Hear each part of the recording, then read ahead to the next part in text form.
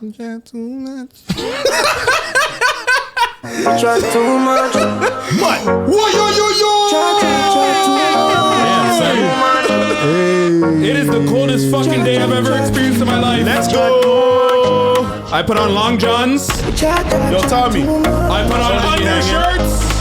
1, 2, Everything 3. Here we above go. the black wall.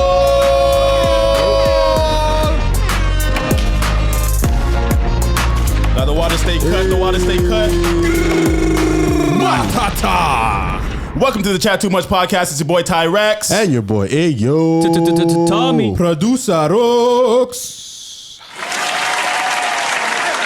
Okay. What are you guys dealing with, my friendly? I can't call you guys beautiful. My handsome co-host. Hey, that's me. Okay. Well, first thing is first. We want to hear from our audience. We do. So, if you can kindly tell us a scenario, your life, your issues, your problems, email us at info@chat2much.com. And also let us know in the comments if our podcasts are not long enough. If you want us to go 3 hours, we might consider it. Or if you think it's too long, just let us know. We'd appreciate the feedback. And like, even if you have just a funny story, you can email us. If you have any questions or advice, I'd love to give advice. I give the best advice. So don't be afraid to give it up. Stop the cap. I give dope advice. Dead ass. Sure. Say swear to God, I don't give good advice. Hey, we're all hit and miss here and there. You know what? I was about to personalize that and roast the shit out of this nigga. But you know what? I'm allow him. I'm allow him for another week. We're all hit and miss every now and then. It's okay. I think I give great advice. But so on episode 9 of the Chat2Much podcast, I'd like to know how my co-host week is going. So who wants to go first? Who is going to go first? I went first last time. You did. I mean, I can go first because I probably have one of the least impressive weeks. Okay. Whack. Yeah. So, what is it? Brags and complaints. Weird. Yeah. In terms of brags, I would say my brag is that I was able to make it another week. You know, sometimes listen. I'm putting crickets in the fucking clip. Holy shit. Listen, when you look at it, right? One of the biggest things that you have to be grateful for is just being around, because being able to make it to what is today, 23rd? That's a big brag. If you're able to be grateful for this boring ass. Yeah. I was about to say, this nigga's getting complacent. This man's actually finding a way to stretch it out. You know when you're doing like an essay and you have to add like extra words, you just be adding extra words like but, the, and. You just be trying to find different words to make the word count. The nigga don't know. This nigga didn't do shit this week. This nigga sat home and watched Cherokee. Not even Pinky. He watched Cherokee. Fam, you don't want to share like, you know, your favorite category of the week? We know you're a gooner. No, I didn't watch any Cherokee. So, damn. Yeah. How about you tell us what do you have a favorite workout at the gym yet? Favorite workout? Have you still been going to the gym? No, I actually didn't go this week.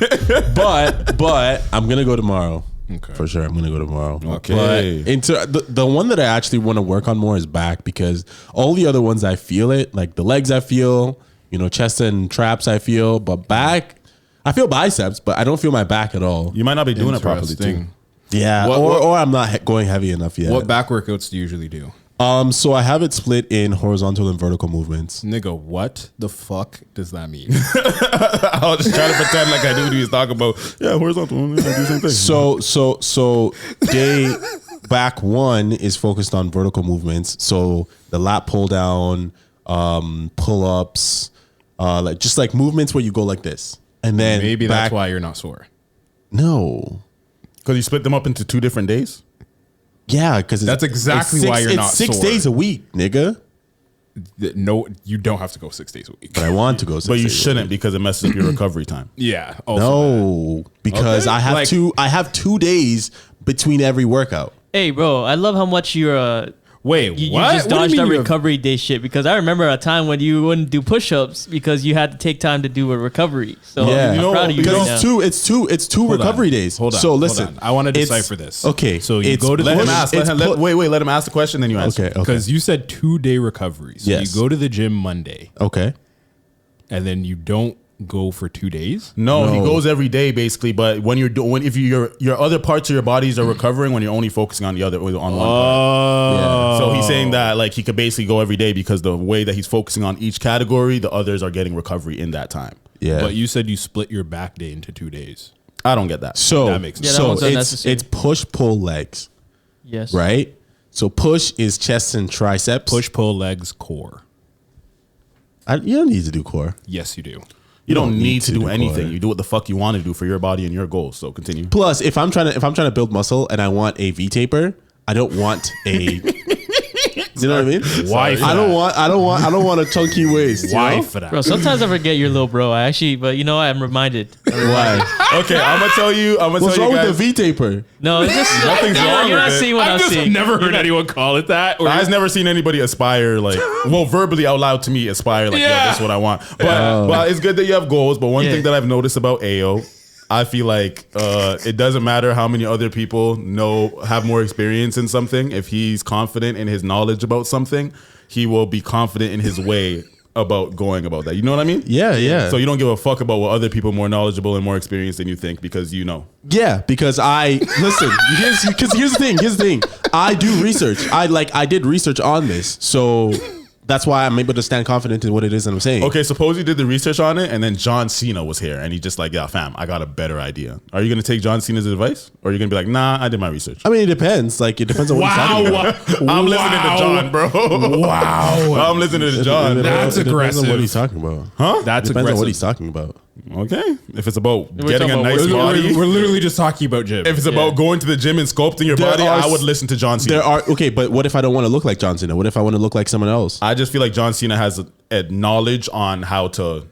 realistically, majority of the people that go to the gym and are jacked, like They have knowledge they about all how of them to work have, out. Yeah, and all of them and have. receive different results. Like Because he might be bulking one season and then slimming down one season. You know what I'm saying? He has different regimens for different things. He knows which diet Yeah. to get different results. In, like- in this situation, John Cena is just giving you his wealth of knowledge. He's not saying like, "Hey, if you do everything I tell you, you're gonna look like me." He's like, "No." He's gonna just tell Yeah. you specifically, like, Yeah. What are your "Oh, goals? This is I what I can help noticed you with." I got really bulky when I was Yeah. Bro. And if you But don't want doubt, that, I doubt that John Cena is gonna tell me something differently than what I've already seen online. okay. That goes back in the That goes right back. We needed that confirmation. real quick. There it goes right back. This nigga, you know. But anyway, sorry. So back to your vertical and horizontal. Yeah. So So- you Oh my God. split your back days into 2 days. Yes. 1 day is vertical, 1 day is horizontal. Yes. So what else do you do on those back it's, days? It's vertical focused and then horizontal focused. So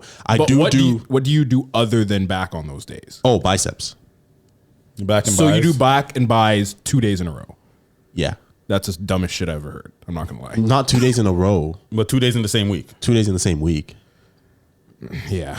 2 days apart. 2 and 3 days apart. I think it kind of makes That's- sense. I think it makes sense. He's not wrong in everybody has a different way about going about things. I just have a problem about his lack of willingness to take other people's suggestions because he feels that he knows best because he researched. Yeah. That's my only pushback. But Yeah. you can do whatever the fuck you want to do. I'm not going to say what you're doing is wrong because I don't Yeah. feel like you're doing anything wrong. But I do think that you are hard-headed as fuck. I am okay because here's the thing: you have to reason with me. So like you have to reason with me in a way that makes sense. Like the last time that this conversation got brought up was talking about how doing the bench press will help with my push-ups. That was what brought this whole thing, and you guys were like, "Oh, it has absolutely no correlation whatsoever." And We it's didn't like- say no correlation. Yes, we you said did. We just said doing push-ups is the best way to get better We at said push-ups. You were doing going to bench jump press, straight into bench press opposed to doing push-ups. That's what doesn't make sense. because I can better progressively overload with that. than I can Okay. with push-ups. We're not winning this one. Yeah, I was gonna add another thing. I was gonna say, well, like that's like me saying I'm gonna go and train legs so that I can run faster, and it's like, no, it's not. How That's that a good works. example still. But So moving on, what's your complaint? My complaint was that I didn't hit the gym. you didn't hit the gym this Yeah. week. Okay. Yeah, I feel you. That's Yeah. fair. That's fair. Okay. Tommy, how was your week? The week was great, bro.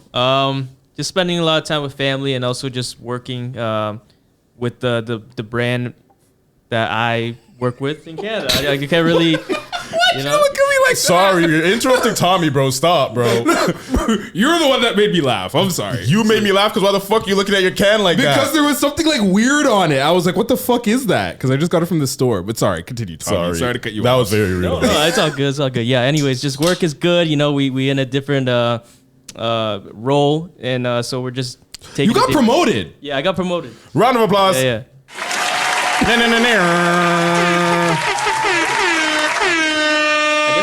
I guess I really never used that term or that. You know what I'm saying? So it didn't even. Being promoted. But I also remembered the word that I was talking about before we started rolling. A toast. You know? A nice toast. That's what we needed before we started recording. A toast. Oh, then we cheers. We did toast. I didn't cheers anybody. No. You know how those like motherfuckers just stand up and they're like, to wealth and health and we can still do building it. myself. If you said that a little bit more confidence, to wealth, to health, to building my motherfucking self. Let's go. Yeah, shout out to Tommy, shout out to AL, shout out to Rook, shout out to the gang. You already know we popping out here. No sponsors. Sponsor us, Cut Water. You have to drink after you cheers. It's bad etiquette. Oh, I have to drink after I cheers? Yeah. This nigga's not drinking that drink. See, bro. this is what I'm talking about. Sometimes you're a little bro like that, bro. If this was a family function, all the uncles would be roasting your ass.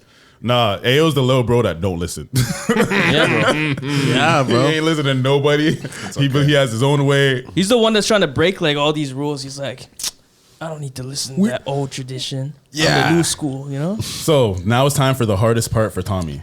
Is there anything negative that could have paused? Did you stub your toe this week, I didn't clip as much as I should have for the team. That's something that was on my mind, but I got something up my sleeve. Like we gonna get cooking. I'm not worried about it at all. But You know, I think there's pros and cons with your way of thinking. I'm not dissing you or anything. Oh, okay. But I am saying that like the disclosure. I think that it's good to find easier ways to do things. It's always good to be innovative. You know what I'm saying? But at the same time, I still feel like sometimes you just got to do the work. You know what I'm saying? I saw a problem and I'm gonna solve it. Okay, but sometimes the best way to like, you know, take out the garbage is to bring the garbage to the chute. And sometimes, you know, throwing it off the balcony into the garbage chute isn't the best idea. That's a horrible comparison to the way we're gonna operate. But I appreciate what you're saying. But I'm gonna get the job done for the team, and it's gonna make our lives easier, and we're gonna grow more productively for the viewers. You know, for your experience. Ooh, if we can get 2 clips a day, I can't imagine we don't grow. Brother, I feel like we're growing at a good pace right now. Yeah, we're growing at a good pace. guys, all we have to do is just. I'll give the sauce, but yeah, we just fucking edit and then trial reel that shit. One of them is gonna hit. We have a better chance of hitting the virality lotto, by hitting the trial reels button and just posting. I disagree with you. Really? Okay. I think that trial reels is useful, but I don't feel like it's more useful than what we've been doing, building this way. I feel like we could definitely do both more. We could use trial reels more, but I don't think that trial reels is like, that's the answer. We'd have to. But it's the off camera, caption and the editing. But yeah, no, with the whole trial reels thing, it's like we would have to make that somebody's actual like job of like, all right, you're gonna post 6 trial reels for every post that we do. That would have to happen every single day. So I want to know, does the audience care about the inner workings of this podcast? Should we discuss like maybe some more like ideas that we may have like live? Do you think that that's I see some podcasts do it, you know, talking about ways to grow the podcast live. Because sometimes the audience is invested in the inner workings of the podcast, you know, or do they just don't care? They just want to hear us talk about fuck shit. Right. I mean, let us know. Yeah, let us know. But I mean, I guess I could talk about. I'll make this my my brag is how I explained it to you guys last time before we actually started podding. But I think that we could be the ones to innovate. Like the whole old school, like traditional talk show of like you're on stage, you're at a desk, you're sitting down, you have an audience, but like we do that in a podcast format. So it's like it's the 4 of us. Live audience? Yeah. So it's the 4 of us. We have a live audience. We have a fucking big TV screen. Well, it's been done before. It's done. Yeah, it's been done. It's been done. We'll do it better. No, of course. Well, just like because the way I'm thinking about it is like, yes, like because most people have like their home studio. You know, and it's like it's always the same place, whatever. But like we would do it on tour, so like we would sell tickets. Yeah, that's been done. Okay. Yeah, By who? By who? the energy is there. The energy is there. That's cool. Lots of podcasts have been on tour and like literally have done this. Like, you know, Joe Budden podcast used to go on tour. Rory and Maul podcast do it. Horrible Decisions does it. You know, okay. So a lot of the big podcasts, they literally tour like rappers sometimes. But Joe Budden saying that he doesn't feel like it's as beneficial at the moment with, you know, in terms of like money wise and because you always have to pay for like hotels, you got to pay for transportation, you got to pay for this and that, all these accommodations that sometimes that the money that you make back isn't worth it. So I'm down to definitely do a live show. I 100% want to do that, but I'm just saying that we're not going to be the inventors of it at all. Oh, okay. We're not. Like, it's been done. Okay. Okay. So then in that case, we got to try and be the next ones to do it. Let's go. Hopefully we get signed to the Black Effect. Yeah, you know. And, Hopefully Tommy doesn't fuck that up for us. I'm joking. He's like, but, you know, and then 75% black. Could go around and sell merch and do meet and greets and sign titties and whatnot and rockstar shit. Yo, Tommy. Yeah. Are you done with your week? Is that all? Yeah. We gonna hop back into the growth conversation after. I want to hear everyone's week. Yeah, that's why I wanted to make sure I asked you before we moved on. For sure. Dickhead. Because he said his con was the fact that like he hasn't done any clips or whatever. So Rooks, how was your week? Yeah. So that's my brag. Yeah, my brag is that. His brag. my brag is that. Still, you snapped. Yeah. My brag is that I'm really passionate about trying to do that shit. For my con, bro, a man beefed. I know I don't like talking about work, but a man beefed me while I'm trying to work. What kind of beef? Like, people are just impatient during the winter and winter driving. So for one of my properties, I have to put out pylons and make sure that people can merge into whatever the adjacent lane is so that like we can finish our job. And this person decided that they didn't want to merge, and then there was a freaking snowplow truck behind them. So I'm like, hey, you need to move because the city plow is going to take the snow that we put here. And they're like, I'm not moving, you shouldn't even be here. And I was just like, brother, like, you're creating traffic right now. Can you literally just move over? Like, it's not gonna, I'm gonna What did the guy look like? I want to get a vision of this in my head. It's just old man, yo. White guy? Come on, old man, old white man. Okay, yeah, say it, bro. Just like, no. He was quick last week to be like, oh, niggas. No, I seen only niggas commented on Kais and that shit. Yeah, it was just black people, niggas. But now you don't want to say, oh, yeah, it was a white man who tried to beef you. The only reason why that shit ticked me off is because like 50 Cent was played into it. And I'm like, I know he's like the internet troll. I didn't even see that. Yeah, he was like, yo, Kai, read a chapter out of Harry Potter. I'll give you $500. Do you know because he said that to? But he said that to Mayweather. Yeah. So it's like, are you sure that wasn't a troll? Because I didn't see that. It could have been fake. It could have been fake. But anyways, yeah, old white man just trying to be super entitled and like. So what did you do? I literally just like I just kept yelling at him, and then eventually the city plow like honked his horn, and then he started to finally actually get it, and I was just like. Yeah, that was beef for you. Yeah, well, because no one usually. Here's the thing. He didn't call you a nigger, did he? No. Here's the thing. It's usually how it ends with me. Is when you're in a work truck, you get a lot of respect from people in traffic. People will let you merge. People will let you. You know what I mean? Like you can go around the world with no problems driving a fucking work truck. But then this one guy, and I just hate it because it's cold outside, it's snowing, there's a lot of snow, and I have to get rid of it, so on and so forth. And this guy wasn't making it easy. So that's my con for the week. I hate talking about work, so we can move on from that. You know who hates you talking about work more than you talking about work? Rashi Swagbull 23. Me too, though. I was talking about me, but you're right. Yo, shout out to Rashawn, bro. Yo, I love when people tell us that they listen to the podcast weekly. Like Monday drops and they're at work and they're like, yo, I'm listening to the pod. I love that. So, yo, shout out AJ. You know, he listens to the pod every single week. You know, shout out to Rashawn. Shout out to whoever else listens to the pod every week. Let me know and I'll give you a shout out next week. I don't give a fuck. You know what I'm saying? We appreciate it. You know what I'm saying? Day ones right there. Yo, shit. Okay. Right. Your week. Time to brag. Brag? Okay. Here's my brag. Okay. Because I'm less employed right now. Because I'm less employed right now. Start using that. I get to take my daughter to school. Hey. And pick her up from school. Oh. I was about to be like, damn, son. I gotta label these. My bad. I gotta label There's these. a marker to label them. But yeah, I get to take my daughter to school and pick her up from school, and I feel like those are great bonding experiences. And Yes. she sees, like, when she sees me pull up, she's mad excited when she sees me at the gate. Like that whole daddy screaming, running type shit. That's amazing. It sucks that it's winter, but at the same time, like it's dope to be able to bring her to school, and the fact that she goes to the same school that I did grade 8 at. So like I went to the school. It's very nostalgic going back to places where I've been and seeing my daughter in the same place and seeing her grow, and like, what I'm saying? So yeah, shout out to her for, being the greatest daughter that I could have.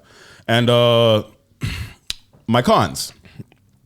Okay, so first of all, my first con, because life's not exactly getting better yet. Yes. Clock it, because it's finna get better one day, I hope. But I had this weird pain in my neck, bro. So what happened was, I don't feel like I slept any weird way, but I just felt like my neck was a little sore on this side, just a little bit, right? But then I did the thing where I found out afterwards that I shouldn't have done. I started rotating my head in like a circle, just like circularly, like rotating my head like this. And apparently I'm not supposed to do that when you're experiencing neck pains. So then I ended up like, when I talked to Chat2Much about it after my neck was in like extreme amount of pain, I was just like, yo, what's going on? Like, I was asking Chat2Much about, I told him where it was hurting, and I was saying like, well, go on with it. And they said that I had I forgot what they called it. Cancer. That's Google. Google be telling you have cancer for everything. Nah, but Chat2Much was saying that I had some sort of fucked up shit in my neck where it was like, I need to like, they said I need to take a ibuprofen or whatever, and I need to put a heating pad on it, and like it was fucked up. It was to the point where like, yo, I had to sneeze at one point, and then it wouldn't even let me sneeze. Like this never happened to me before. Like I went to sneeze, the sneeze came, I was like, and it just went away because I couldn't move my neck. My neck was stiff at one point where if I even moved it a little, it fucking killed. Like it was like, crazy. It's to the point where if I was working more regularly, I wouldn't be able to go to work. I would have had to actually call in because my neck was fucked. Like, so I don't know what the fuck that shit was about. It took like 2 days. Like today's the first day that I'm really like feeling completely better. Oh, but shit. Yeah, my neck was like, that sleep was one of the worst sleeps I ever had because I like to sleep on my side, but I had to sleep on my back. I had to have pillows to prop up my head, and I had to kind of like look forward because if I looked any direction, and the worst thing is like you hear a sound, you flinch, you move your neck, and that shit fucking kills. Hurts. So yeah, I had this fucking crick in my neck that was pissing me off. Do you think you got it from working out? Maybe, but I'm not sure. I think that I literally had something lightweight, and then I just fucked it up by rotating my neck like that. Because after I rotated my neck like that, it was like, it got super stiff. It was super painful. Couldn't move my neck, and I did not enjoy it whatsoever. So like, watch your neck. Yeah. And that's what happened with my, that's what happened with my hamstring. There was, it was a while ago during like, just like, I was doing some like football training or whatever. And, yeah, we were just like doing scrimmage, and then my hamstring, I thought I just like maybe pulled it, strained it or something or whatever the case was. And then as soon as I felt it happen, I started stretching. And then I found out that's literally the worst. Yeah, exactly. Like, apparently I should have just kept my head more like good posture. You know what I'm saying? And then just put a heating pad or put ice on it or whatever. And then just like, I need the muscle relaxers from the fucking ibuprofen and shit. So yeah, there was that. That was horrible. And so I haven't been working out this week because half the week I was incapacitated, still recovering from that. And then I have no warm water at my crib right now. No. During the coldest time of the fucking year. What? Apparently one of the maintenance guys who's working around shit at my house did something to the water heater that I'm fucking unaware of. Niggas didn't tell me shit till I was just wondering why I have no cold water, I have no warm water. And then I'm messaging the landlord and shit, the property managers, and they're basically saying like, the water heater is broken right now, and we're gonna have to get somebody to replace it or something like that. We're looking for a proper quote, And then the owner rejected the first quote, so we have to find a good quote and da. So I'm waiting on a water heater. It's about to be my third day with no water. I still showered. I took a cold shower. It was fucking horrible. I mostly soaped up, like, you know, I wet myself a bit and soaped up a little bit out of the shower, and then I just like tried to hop in quick to, like, you know, got the main crevices, but it was like literally like horrible. You know, so I want to go to start showering at the gym or some shit. You know what I'm saying? That's more. Forcing you to go to the gym, bro. Forcing you to go to the gym. Yeah, but like, just make sure your underwear doesn't get stolen. It's just horrible because like I have my daughter this weekend too. No warm water is just in this weather is just not beneficial. And I'm just like, yo, y'all gonna like, I know it's a weekend, so niggas probably aren't working. They're probably not gonna get to it until the business days. You know? So my life is just a trip, bro. One thing after another. Yeah, facts. Hey, you don't even want. There's other shit that I'm just not even talking about. But hey, shout out to my lawyers. Jokes. Big man thing. Yeah, so that was my week. Okay, I can't get a round of applause or nothing. Like, what the fuck? Niggas don't even love me out here. That's crazy. Why? Now you know how it feels to be me. Jokes. Well, he's hella love. One thing that we didn't ask for, our next episode is going to be our 10th episode, and we wanted to ask our audience if you guys have any ideas on what we can do for our 10th episode. If there's anything special, we can. It doesn't have to be too special, super, but even if it's like you want us to, like, you know, do anything at all that you feel like would be different from our previous episodes to make our 10th episode just a little bit special, because fun fact, lots of podcasts don't even make it to 10 episodes. So pat on our backs. You know, we're doing our damn thing. Yeah. I mean, there was a podcast whose name we're not going to mention that didn't make it to episode 2 or 1. Say it with your chest if you're gonna shoot shots. If you're gonna shoot shots, say it with your chest, bro. Because I'm not gonna lie, I'm wondering about Sizzy Saint and the Hideout podcast. I'm wondering when their episodes are dropping. I'm very interested to see when their episodes are gonna be dropping. And I swear to God, I'm not hating. I'm a podcast fan, and I'd like to see other pods in the landscape also grow. And I was excited to see their shit. They said December 24th. I ain't see shit yet, so I'm waiting. Hopefully, we see y'all niggas, and I'm gonna fuck with it. You know, shout out to the Hideout podcast. Shout out to the Hideout podcast. So Wagwan right now, we've got Bad Bunny doing the Super Bowl with a twist. It's a twist. Zoom in on that. Zoom in on this. Yo, okay, first of all, Control plus. I got a question. Okay, hold on. I'm actually going to try it this time. Control plus. See, I don't even know where the plus sign is. Control plus. Okay, you just changed the game. A lie? Okay. But who here watches the Super Bowl for real? I haven't missed the Super Bowl since probably since grade 9. It's always time for the Super Bowl.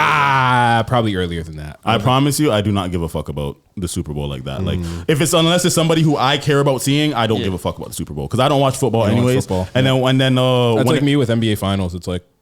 Yeah, but like I feel like the Super Bowl is more monumental. Until Shay was in it. No way.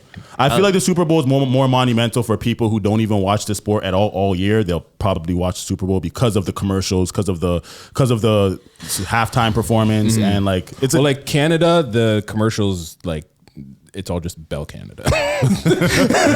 Bell Canada and Banks. Well, like, I don't watch the Super Bowl, so that's literally just like that's just Canadian television in general. So but if you're able to watch it on an American, like if you VPN it or some shit or stream it and you find something good and you watch it on a US network, that's when you're getting the sick commercials. Yeah, I'm not doing all that. Yeah. But so because I don't watch football. Do you watch football? Basketball, football, and baseball. Yeah. Oh, for word. Yeah, just soccer. Soccer is the one that I kind of I just get into. haven't gotten into. I Yeah, do and think- hockey too. Hockey is sick. So. Are you guys down to speak sports more? Okay, for what bro. you're knowledgeable about? We don't have to like cover it like a full segment, but if there's something that's crazy that happens, and like if you feel like your team, you need to talk about who you think's gonna win the Super Bowl. I think that's something good to cover. Like we can do that after this weekend because this is the NFC and AFC and NFC championship. So it's the step before the Super Bowl. So who do you think is gonna make the Super Bowl? It's probably gonna be the Seahawks and The Patriots? the Rams. Or the Seahawks and the Patriots. I think that. I don't know shit about football. I just see that the Patriots are doing good. Yeah, it's probably gonna be the Seahawks and the Patriots. Okay. That'd be nice. So None of us are homophobic here, right? Nope. Let's just get that off. None of us are homophobic. No. But Bad Bunny, who will be performing at this year's Super Bowl halftime show, reportedly plans to honor queer icons and wear a dress in honor of the LGBTQIA plus community via Washington Times. React. Word. Oh, there isn't a second slide or anything. No, that's all we need to know. I think that we got enough to say based off of that. Do you guys care? You can do whatever you want. Man. You know, he's up. He's up, so he can do whatever he wants. If he can make it look nice, you know, props to him. Super. Is there a way to make a dress look nice? Are we not gonna on a man? Are we gonna deny that Young Thug was able to pull it off in his album cover? It's an album cover. This guy's talking about a half. Wait. Let's not act like Young Thug's dress. First of all, he got flamed his whole beginning of his career for wearing dresses. Like, we all were flaming him. Yeah. The Jeffrey cover, it's a cool cover, but I'm not going to act like, oh, yeah, that's a hard fit. Like, I'd rock that. Like, no. It's just because it's Young Thug. Yeah. It's on brand. It's different. It's unique. It's Young Thug. Yeah. But do I think that he put that shit on? Fuck no. And the fact that he made a bar about it, too, as well. Like, to me, I think that Young Thug looked kind of, only the reason he looked kind of trill is because that looked like more of like, it didn't look like a dress. Like, it didn't look like that. Yeah. And it looked like some sort of Asian type of like robe type shit. That's what it looked like to me. He had a little hat that made it look mad. Like, he looked different. I'm pretty sure it was like a replicated version of something that already exists. Yeah. I didn't think that looked fruity. That looked fruity. Like, you know what I'm saying? I don't like, okay, let's get this out the room. Let's get this elephant out the room. Yeah. Bro. Men do not look good in dresses. They just don't. But you seen Kid Cudi in the dress? That was fucked up. I haven't. Bro, first of all, men's bodies just don't look good in a dress, especially when you have mad hair and shit. No one wants to see all that armpit hair. No one wants to see, like, the way a dress is fit is meant to make a woman's figure stand out a certain way. It does not look good on a man. That's why it was made for a woman's body. So that's why I don't get this whole dress wearing shit, because is it like he said, did you guys know that Bad Bunny's gay? Is he actually? What? Is he gay or is he bisexual? I thought he was married. Let's not be ignorant for a second here. I thought he was married. Wait. You could be gay and married. You could be gay. No, but I'm like, I thought he had like a wife. I don't think he has a wife, but I thought he was this whole time. I thought he was married. I could be wrong, but I personally think, like, there was a video I seen of Bad Bunny kissing a guy on stage. It was like a male dancer. I seen this like years ago too. Yeah, but what? So is he bisexual or is he gay? In my opinion, I think that if you look, this is controversial. But if you are a man and you do gay shit, you're gay. You're bi. Technically, if you want to be technical, you are bi. But to me, you are gay. You are gay. Wait. Actually, speaking of that, I see a lot of content about DL niggas. What does that mean? It means down low niggas. So basically, undercover gay niggas. Yeah, niggas who are bisexual, but they're hiding it. But they're in the closet about it. Okay. So there's a lot of content about women feeling like a man needs to disclose whether or not he fucks other dudes. You should. Yeah, you should. Why? It's not a concern of what the type of people that your partner's attracted to.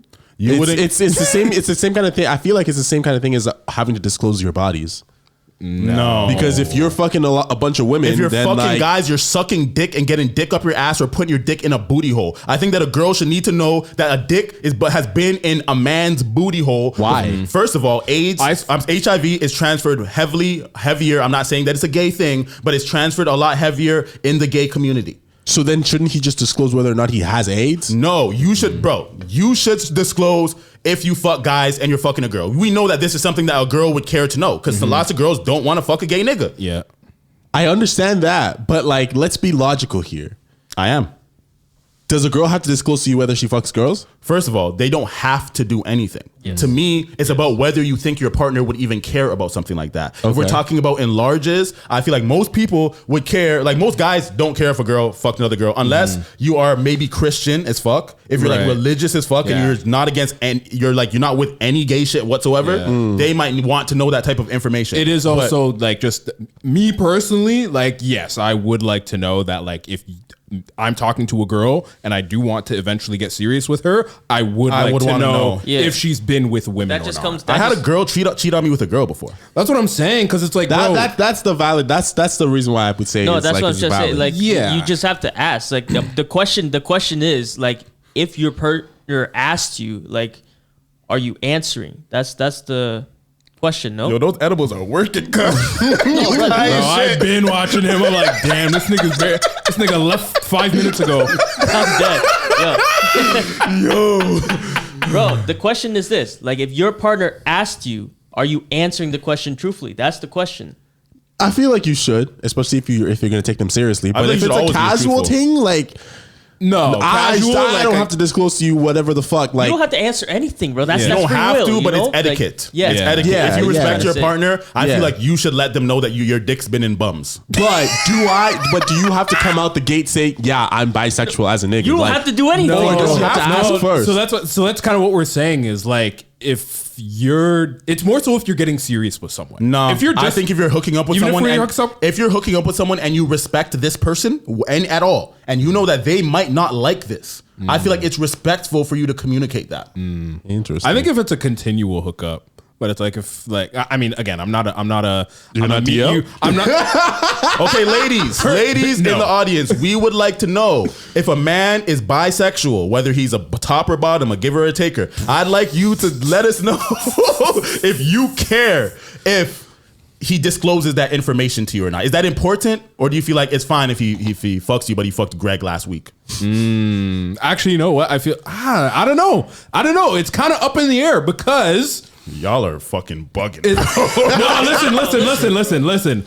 The way I feel about it is, yeah, if you're a guy that's fucking other niggas, if you're a guy that's fucking niggas and you decide you want to go hook up with a girl, yeah, you should probably tell her that I be fucking guys because Especially actively. Yeah, If you're actively actively, fucking niggas. yeah, If you you fucked should- niggas 10 years ago and it was a one-time thing, I still think you're gay. But like, I don't believe I don't believe in bi-curiousness with men. yeah, you try know. it once, you're gay. You're gay. So wait. So are we gonna compartmentalize this as being unreasonable, or are we just gonna What do you mean? like? Because you know how you're saying like you can compartmentalize whether or not like your stand is being reasonable or is not being reasonable. Would you say that this stance is reasonable? Or would you say it's not? 100%, because I feel like most women would like to know this information before. And that might change, I'm talking that might about, change their I'm talking about decision to if you fucked a guy 10 years ago, you're gay.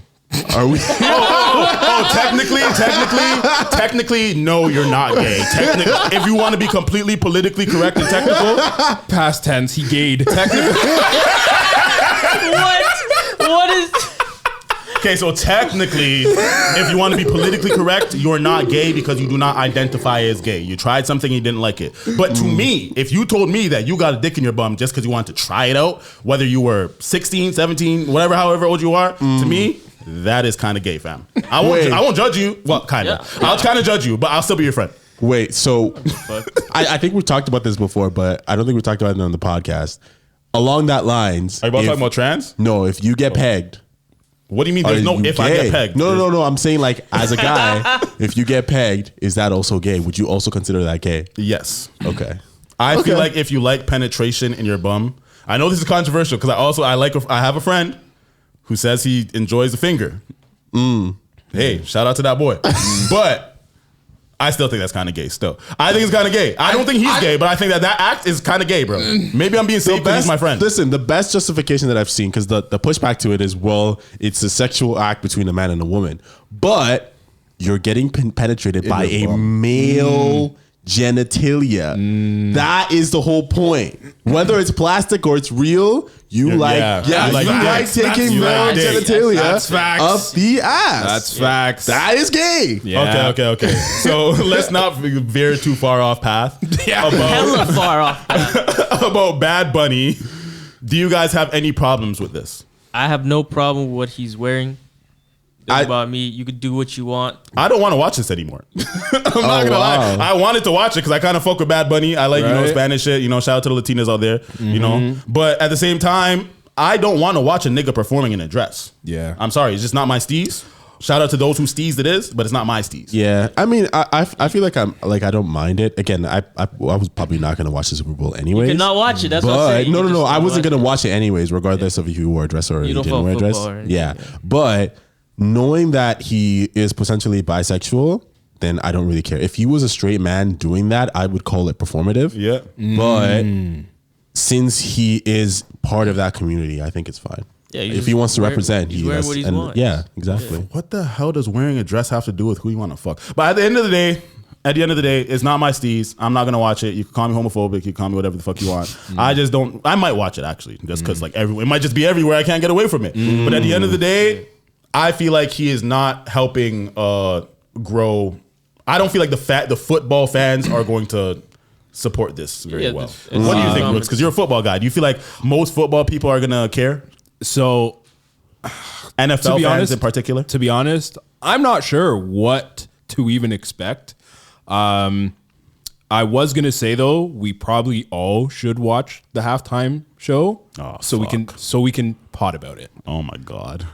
Hey, sorry, because it's gonna be on everybody's timeline. It's gonna be a hot topic. So I'm not gonna be able to understand a word the nigga says, and him just watching a nigga in the dress saying, "Oh, Tomas Santo," no, you know what I'm saying? Like I don't know. Shout out to Bad Bunny. He's mad talented. He's super talented. He's independent. He's super rich. You know what I'm saying? I fuck with him. He's independent. Yeah, he's independent. He's that's fucked. Yeah, so that is. He might be billionaire top status. dog, bro. He's really the top dog. Have you ever looked at the stats for Spanish music? That's what I was gonna say. Crazy. Fan base is crazy for this. So like even with us not It's watching, hard. I'm telling you, Ao, it's hard to find Spanish music like by like Ozuna and like all these very popular people with like less than 100 million sometimes. Yeah, they snap. Bro. It's so fucked. Wow. I remember the first time I just went Looked at the clicking stats? through, and I was like, holy fuck. Even bro. Tekashi Like, 6ix9ine was snapping over there. You know what I'm saying? Like he was doing Yeah. numbers and shit. Yeah, guys, bro. every time I think Spanish music overall sounds good. It's one of those things that I could actually listen to and be like, "This I don't understand what they're saying, but this sounds good." You know what I'm saying?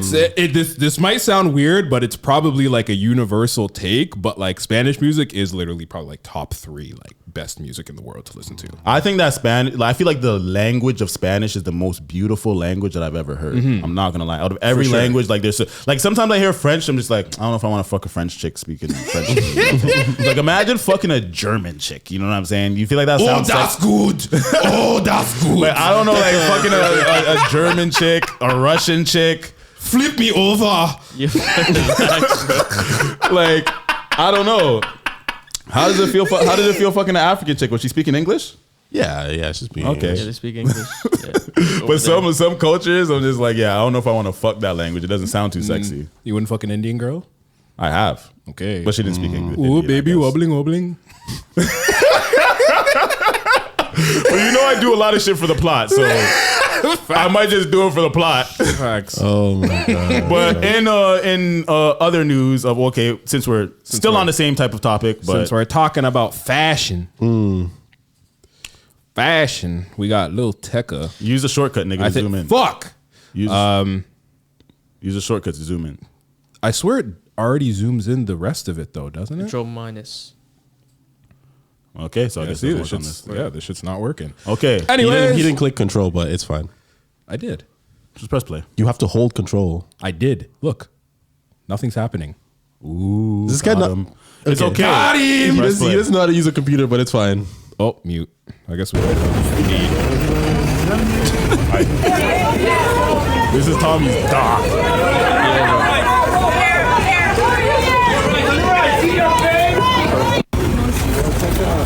I'm trying to. I think he's wearing blush too. Blush? Yeah, he's wearing blush. Yeah, we don't need the Okay, sound. I'm just trying to see, like, it looks like this is also like a bag. I don't really care. I think he looks fruity as fuck. Do you guys think he looks fruity as fuck or what? Oh, 100%. He's dressed like Young Thug. Like, 100%. Like I don't really care for. You know, I'm not the fashion guy, right? Yeah. But I think what's fruitier about what he's wearing is how he's wearing it and how he's acting while wearing it. It looks like he's putting his knees together. The way that he's just like the way he's conducting himself, he looks feminine. Like he literally Yeah, looks look, like pause it. He has blush on. You see it? On his cheeks? He definitely has makeup on. But he's also in France. I was gonna say you gotta look at the environment. Look at the environment that he's in. Like he's Hey, the men behind him ain't dressed like that. They're just, I think the nigga in the all black leather, he's dripped out. What do you mean? The nigga in the all black leather, he's looking hard. I don't know. I'm not a fashion guy, so I have the least valid opinion, but I just think this looks gay. I don't think it looks definitely is. But the pushback that I saw in the comments was that there's a lot of rock star icons from the past that used to dress like this. That and gay they were getting Michael Jackson looked gay. Because they're fucking famous. Michael Jackson looked gay. Prince looked gay as shit. Yeah. Those niggas looked gay, but I'm not okay. They made mad good music, but does that take away from their fruitiness? They were 100% Lenny Kravitz. Like, fam, people didn't even believe that Michael Jackson's kids were his. Like, niggas were just like, yo, Michael Jackson, I don't even know. Like, we don't even really know the bitches that he was fucking with like that. Like, at least like Tupac, you're like, oh, he fucked with Madonna. You're like, Tupac fucked with Janet Jackson and shit like that. At least, you know, kissed her in Poetic Justin. Michael Jackson, we're always just kind of looking at him like, you know, no offense to Mike, I fuck with Mike. But we're always kind of looking at him like, you know, if he was gay, you wouldn't be like, oh my gosh, Michael Jackson's gay, Prince is gay. No one's going to be like out of their world like if you found out 50 Cent was gay. Bro, I'm going to tell you guys right now, Michael Jackson gets bitches, bro. Yeah, there's no, again, of course. We just had this conversation about are bisexual men considered gay? Yes, and in my opinion. I'm the only one who answered. Yeah, he said that they're gay. So whether or not he gets pussy is doesn't matter. If he gets dick as well, he's gay. So do you guys think that Lil Tecca is straight? Yeah, man. I think he's straight too. Yeah, Hasn't he been with 100%. a girl? Hasn't he been with like the same girl for like a really long time? I think niggas so. get into fashion and start being fruity and shit, dressing Bro, fruity. yeah, he's just on that fashion shit, bro. He's in France. He's like they're escorting him in. There's fucking paparazzi shooting. Like whatever he's doing, he's just being him. He's just So the question then is, because you're clearly like into fashion, you have a brand, right? If you were able to get more into that space, how explorative like would you be? Would you wear that, Rooks? No, I can't pull that off. Can't pull it off. We can't pull it off. Type shit, bro. This here is like skinny nigga stuff. Yeah, facts. Yeah. Like I was thinking about that too. Yeah, I'm too like brolic. Bro, I like whoa. My shoulders. No, it's mainly my shoulder. Like my shoulders are too like no. Yeah, too bomba clap big. Bro, Yeah. you know what's a sick thing? I think it's either Japan or South Korea, but there's services where you go in, they'll tell you what color tone works for your skin and like what haircut works for your face structure. They'll do the whole fucking thing, and you walk down there and you're like, businesses in America. Honestly, I have the famous ones over there. Like I see it on my algorithm. That's why I'm saying. But you know what I really think though? Asia I think in order to attack a bigger market when it comes, I feel like fashion is a huge market, and and Paris, France is probably the biggest place when it comes to high fashion, and I just feel like they are just kind of fruity over there. Not all of them. Not all of them. But they're just way more comfortable dressing feminine and whatnot. Yeah. And it's acceptable. So I feel like he's trying to widen his audience. But I think personally, he looks fruity in my opinion. I would still listen to his music though, even though I don't really. I also, as a brolic nigga, you can also dress Fruity? Anybody can dress fruity. I was saying it won't be this outfit, but like I can picture, like you know those mesh shirts where it's like a like a crochet kind of thing. Shannon Sharp. Crochet. He teased as fuck. He was dressing Tank fruity. top. Like, or it doesn't like just something like this, but just more like more. Yeah, I know what you're talking about. Yeah, skinny pants, maybe flared. Like, I only see real Batiman do that with it. For real. it's fashion. Church Street. It's fashion. Batiman Boulevard. Yo, thank God if we ever when we get big and they go back to episode 9, they're gonna be like canceled. Fuck. But I 100% know what you mean. All I was kind of getting to is that You specifically certain would fashions. explore, but would you explore that in the name of fashion? No, I wear what I like. That's what I'm saying, bro. He's But just again, wearing some what he of these guys likes. have stylists, and like the stylist is saying Almost all of them have stylists. exactly. So if your stylist is telling you to explore in different directions for your brand, well, are we're you talking gonna about explore? him. We're talking about him, so it worked. Facts. Yeah, facts. Yeah. But that's my Big guy. facts. still. Yeah, big Yeah, facts. we always know that the gay controversy always some of our favorite celebrities have gay accusations, like Will Smith. Fucking like y'all don't fuck with Will Smith, no? Will I did Smith's not my know there dog, was bro. I gay grew up on Fresh Prince of Bel-Air, Accusations bro. of Will Smith. Interesting. When did that come out? Always, they've been always calling Will Smith gay for fucking Really? decades, bro. I didn't know that. Yeah, there's mad. I'm not going to get into it, but I feel Yeah. like there's a lot of gay allegations on our favorite artist. And Yeah. I don't really care what he wears if he makes a good song, but I am not going to not acknowledge that he looks gay as shit in this. But there's so many people in the world that's like one person or a group. The news could hit with this news, but some people might not even hear about them. You know what I mean? Like Yeah. the world is huge for that, and everyone's got shit going on. So not everyone's listening to the same shit that you're hearing about. You know? Yeah. You know, I love being the negative Nancy and the hater sometimes. You guys could be nice and open-minded and kind, and I'm okay. Contrarian. So, That's you know, okay. I feel like we covered this well. Yeah. Shout out to Bad Bunny. I guess I'll have no other choice but to watch the Super Bowl this year Yeah. and take in a man performing Spanish in a dress. Yeah. Let's hope he doesn't twerk, guys. I was also just realizing too, because the Super Bowl is going to be on a Sunday. We usually don't shoot until Saturday or Friday. It's gonna be a week. So it's going to be a whole week. And Yeah. then, you know what I'm saying? True. But Well, we'll figure it out when we get there. We'll figure it Next out. up. Are we putting sound on this or not? yeah, actually, I think it's blanked out in this video. Is it? The words. Let's hope so, because Okay. we are You wanna talking risk it? about. Zoom in, nigga. I actually zoomed out because it was. Ooh, do you have Andrew Tate's like Everything should Okay. be in these slides. All right, bet. Like most things. Bet. So, Okay. So if you guys haven't, for the audience that doesn't know, I don't know about this. okay, so there's these content creators. One of them was very huge during Red the Pill pandemic. Adventures. You know Andrew Tate? Yep. Are you familiar with Fresh and Fit? Yep. Are you familiar with Sneeko? And Tristan Tate was there as well, which is Andrew Tate's brother. Yeah. So all these guys who have been severely canceled on all platforms for their extreme misogynistic and hateful rhetoric have now been they're on the what's it called when they're about to get canceled? Chopping block? Yeah, that's exactly the word. You're good. They're on the fucking chopping block right now because they decided. Let's just say Nick Fuentes was there too. You guys know who Nick Fuentes is? Okay, Nick Fuentes is basically a white supremacist. Yeah. That's Straight gotten white a supremacist. lot of popularity throughout the years, and he's just right now he's mad popular. Like he actually has way more supporters than I thought. I remember when I first heard about him, I didn't think that he would grow even bigger because he got canceled on everything. But on. he's galvanized a huge fan base of lots of people who actually fuck with him. His come up is being a white supremacist? He doesn't call it that. He calls himself a white nationalist. And he finds a way to word it in a way where like he's not being, he frames it like he's not being offensive. I take offense to things he says, but he frames it in a way where he's like, yeah, I'm not racist. I just want the best for white people type shit. But he has a lot of racist rhetoric. But yeah, these people, Interesting. this Yeah. group, especially There's a lot of that right now. Like I've seen a lot of content of like people becoming more racist towards Openly and, racist. Like the people calling people just Mexican. Whenever they see Mexicans, calling them illegal immigrants. Being Damn. racist towards black people. Like a lot of the political climate in the United States Super has racist right fueled a lot of racism. Yeah. And part of this racism is anti-Semitism, right? You know, so you guys are familiar with Kanye's song HH. Yes. Do you know that song, Tommy? No.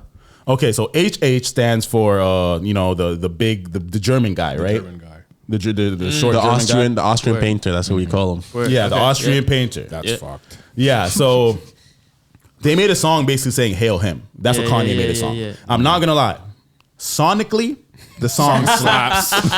Sonically, it slaps, but I can't bring myself to support somebody who has looked into history, and World War II is one of my favorite subjects in world history all time. I cannot possibly support that song in any way.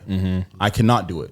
But these guys, they're basically using the song as like a fight against the establishment. Like, we're not gonna take it. They're trying to use it like a symbolism for standing up against, because Kanye basically threw away his whole career doing stuff like this. You know what I'm saying? Yeah. He threw away his whole career. So they're using it as a signal of like, we're fighting against the establishment by playing this song. So at first they played it on a tour bus, and then they went into a Miami nightclub and played it in the Miami nightclub. Fucked up.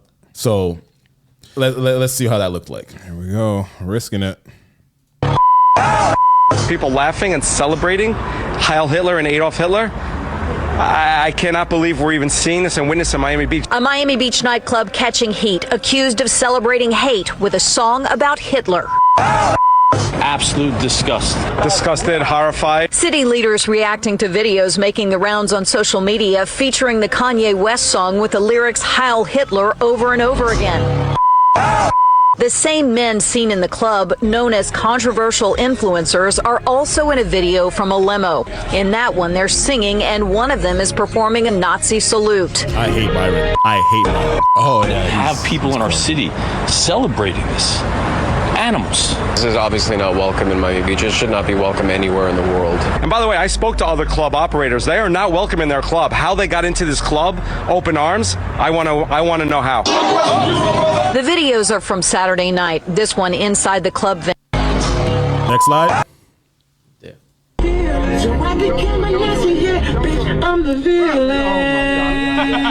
Man's doing the salute, bro. Okay, skip it so we don't get canceled. The racist. Hey, okay, pause this. Streaming right now.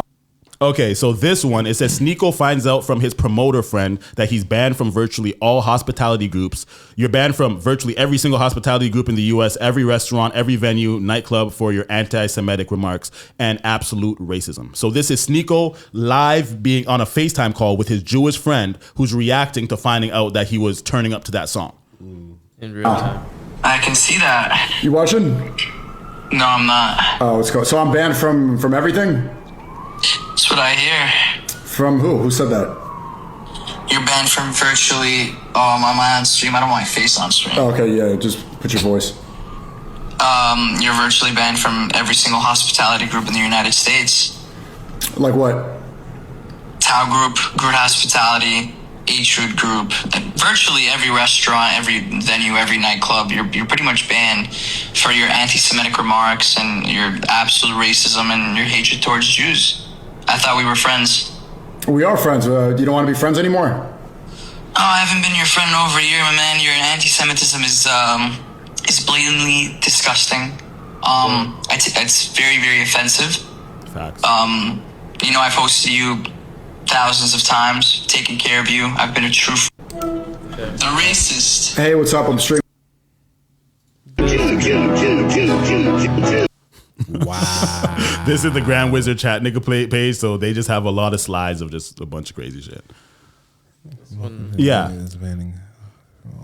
You read it out loud, nigga. We have a audio audience. Sorry, Miami nightlife mogul David Grutman is banning clavicular. He's a streamer. Oh, clavicular from all Miami nightclubs after playing Ye's song HH.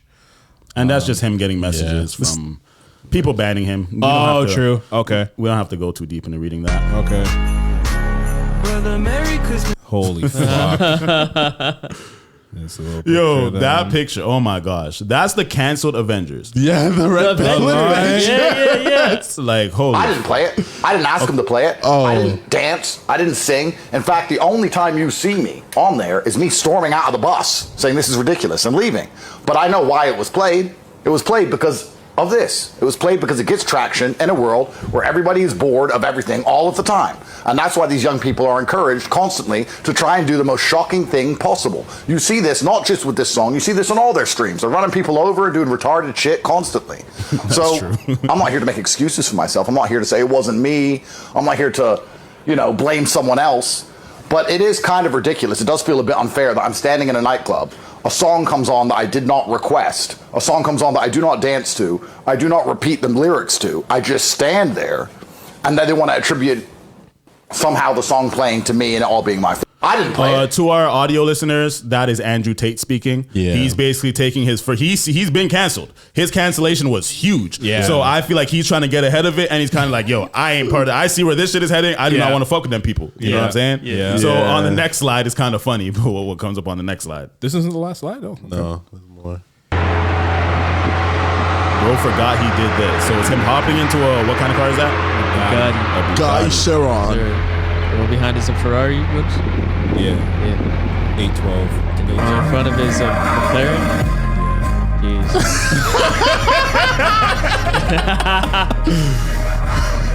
Yo, pause it so we don't get canceled. Hold on.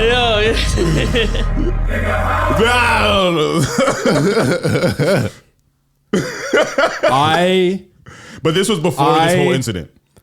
I have speculation that a Bugatti does not have a loud sound system like that. Or you think that's AI? I think. Or you think that someone edited that? No, but at the same time, it's not in this slide, but there is there is a clip of him saying that he wants to bring back the salute.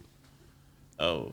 Fam, Andrew Tate's just trying not to get canceled. He rocks. Yeah, he's not with the Jews, bro. He's not with the Jews. Yeah. And I don't really know much about the Jewish community to defend them a whole fuck, lot. I didn't even put that on the screen. Fuck, I'm an idiot. It's okay. Okay. They got the message, bro. Yeah. What's the next Instagram thing? Just see if it's connected to this or not. Oh, yeah. Oh, it is. Okay. Oh, I think that we already heard this one. Yeah. Yeah. Yeah. So so that's the. Yeah, you could that's exit the that video. one. Oh, this is the extended, I guess. But it's fine. I think we got the gist. I think we got the gist. We got the gist. Yeah. Okay. Yeah. So, what do you guys think about this? There isn't a clip of Myron, but Myron also made a response to it, and fucking goof. I hate Myron. Bro. He literally has like a caricature of a Jewish person going like this, and that's like him kind of sticking it back to people canceling him for shit like that. But that's Myron. Okay, you know so let me clarify the point of view of people who support this, because contrary to popular belief, lots of people actually are supporting these guys because lots of people are anti-cancellation and they feel like the Jewish people are proving their point by having the power to cancel them and be like, you cannot go to this place, because Sneeko was told that he's banned from Miami Beach by the mayor. So it's just like the fact that if you say this type of stuff about any other group, that it will not have this type of ramifications. Yeah. Actually it's facts, because Myron has been very well known for being disrespectful to black people, Black Americans specifically, clavicular, says the N-word all the fucking time, even though he's fully white. Like, all of these people have been openly and blatantly racist to black people. But as soon as they're anti-Semitic, I blame black people for that. Sorry, brothers and sisters. But this is why I blame black people for that. We are the number one consumers in, black people are the number one consumers in America, and probably North America.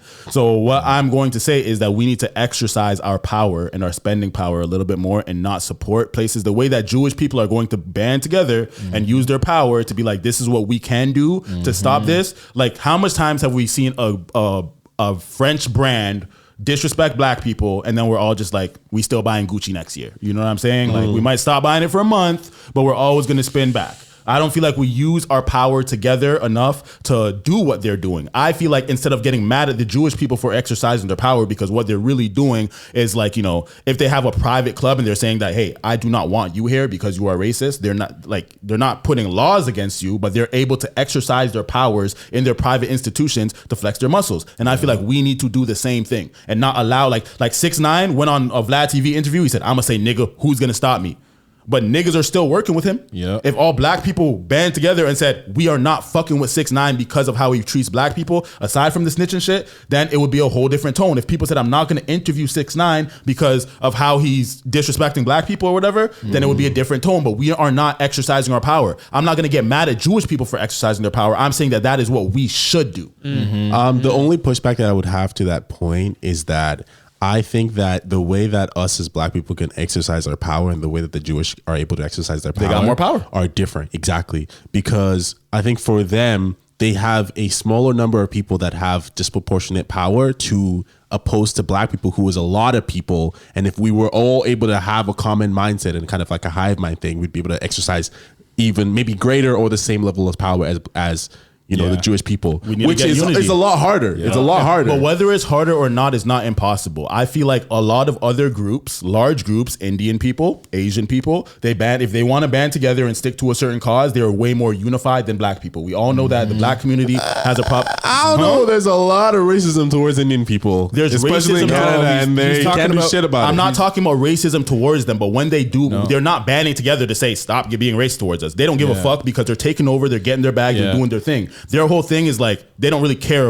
seem to really care about all this super racism towards them. That's not going to stop them from moving here. It's not going to stop them from buying businesses, buying houses, and doing their thing. They're going to exercise their power. They're unified. You know what I'm saying? I feel like if the Holocaust was a traumatic thing, that wasn't that long ago. And when you really look into how many civilians were killed in the Holocaust, it's like, I'm a World War II guy. That shit is crazy. Like the numbers sound not even real. You know what I'm saying? So in my opinion, if you've read Anne Frank, if you've watched any World War II movie and you're not able to have compassion towards Jewish people, how are you going to expect people to have compassion towards slavery, have compassion towards anything that any other group have been through? So what I'm saying about it, instead of getting mad at Jewish people for having the power to be able to do those things, let's not justify such hateful rhetoric, in my opinion, because wrong is wrong. So you're not anti-cancel? Pardon? You're not anti-cancel? I am against cancel culture, but at the same time, I'm not against people unifying to use their power to cancel people in that way, because that's private institutions. What I don't like is like something that hateful has to be treated different. I don't like cancellation for like allegations and shit like that, things that can't be proven. But if you are spreading hateful rhetoric like that, I see no problem with being canceled, bro. Like that is a huge, like, we can't allow that in the world, in my opinion. I feel like that'd be super irresponsible. That would basically be like enabling. Like, but isn't stuff like that kind of subjective? So, for example, calling someone fat, an overweight person might view that as being hateful or stuff like that. You know, there was a lot of pushback about doctors telling fat people that, you know, being fat was unhealthy and all of that shit, and they were considered that was hate. And they're trying to cancel people for that. That's facts. But again, it's like, as far as they're concerned, that's hate. But when you're saying HH, you're basically wishing the death upon millions of people. I can't support that in any way, considering that, bro, lots of people don't know. Hitler would have killed these. You think Hitler would have spared Sneeko? Oh, 100% no. No, you have black in you, dead. You're not Aryan race. You're not anything you're not as pure as he would have wanted. Hitler wanted world domination. If Hitler was closer to Africa, he would have dominated Africa. But he was in Europe and he fucked up Europe. He dominated Europe. You know what I'm saying? But because he wasn't in Africa, he wasn't able. Like, he sent Mussolini and the Italians to Africa. They didn't do a very good job, because I'm pretty sure like the British came and everyone came and started fighting back and everything. But he didn't respect black people. He would have killed us too. There's just way less black people where he was at to get to. You know what I'm saying? So I don't get the point of all these people trying to act like there's so much other rebellion type of songs that you could stick it to the system with that doesn't have such a negative repercussion to so many groups of people, because I want to keep it consistent. I think that if somebody was to make a song saying like super racist things about, like, they try to use like black people talking about killing black people in the gang sense, that's not the same as like being like, yo, I hate N-words and I want them all to die. If you have a song about that, about straight hate, I would want that banned too. I don't feel like promoting like the KKK and shit like that. Yeah. If it was something like that, I can't support that. You know what I'm saying? So especially like like, I get why people are more like, why people feed into this. And because of the power that the Jewish people do have, it makes people see it and be like, yeah, they have way too much power, blah, blah, blah, blah, and feed into, you see, this is exactly what they were talking about. But in my heart, I just can't support that kind of hate. No, not at all. Yeah. It literally just, kind of like you said, it just comes down to people actually coming together and using their power in numbers. And then after the power in numbers, it comes down to what power those individual people actually have. So yeah, it would be nice if, you know, us black folk could unify and do that type of impact for things. It's like, bro, the only time black people really got like unified, George Floyd. Yeah. And then niggas got out of control and fucking niggas were taking money from niggas and then going and buying mansions and shit. And like, the Black Lives Matter organization and shit. Yeah, I don't even want to make it like a black versus Jewish thing. I just want to be against all extreme hate like that. You know what I'm saying? Like, when it comes to actual deaths of, like, the Holocaust is fucking horrible, bro. Horrible. And I'm not trying to compare it to slavery, or I'm not trying to compare it to any other atrocities that's been put upon the human race, but I feel like I want to treat them all the same, and I'm going to support the cancellation of any of that. And not like, maybe if they're not canceled, they need to be at least condemned to show that this type of thing is not okay. Because even Kanye came out. Apparently, somebody said that there was reports that Kanye is frustrated that happened because he's trying to get away from that image. He's been with rabbis, he's been apologizing to the Jewish community, and he doesn't really rock with that type of shit. So I feel like we shouldn't rock with that type. I didn't rock with it when Kanye did it. It just so happens to be a sonically good song where I couldn't deny that it sounds mad good. The beat is nasty, the melody's nasty. Let's not forget that Kanye wore a White Lives Matter shirt. And he wore a whole KKK outfit last year. It was in a black suit though. Yeah, a black KKK outfit. Yeah, so it's just like, does anybody feel like that the Jewish community is wrong for the way that they covered this, or for anybody is wrong for wanting to cancel these people? No. I'm sure there are people that have conspiracies in terms of,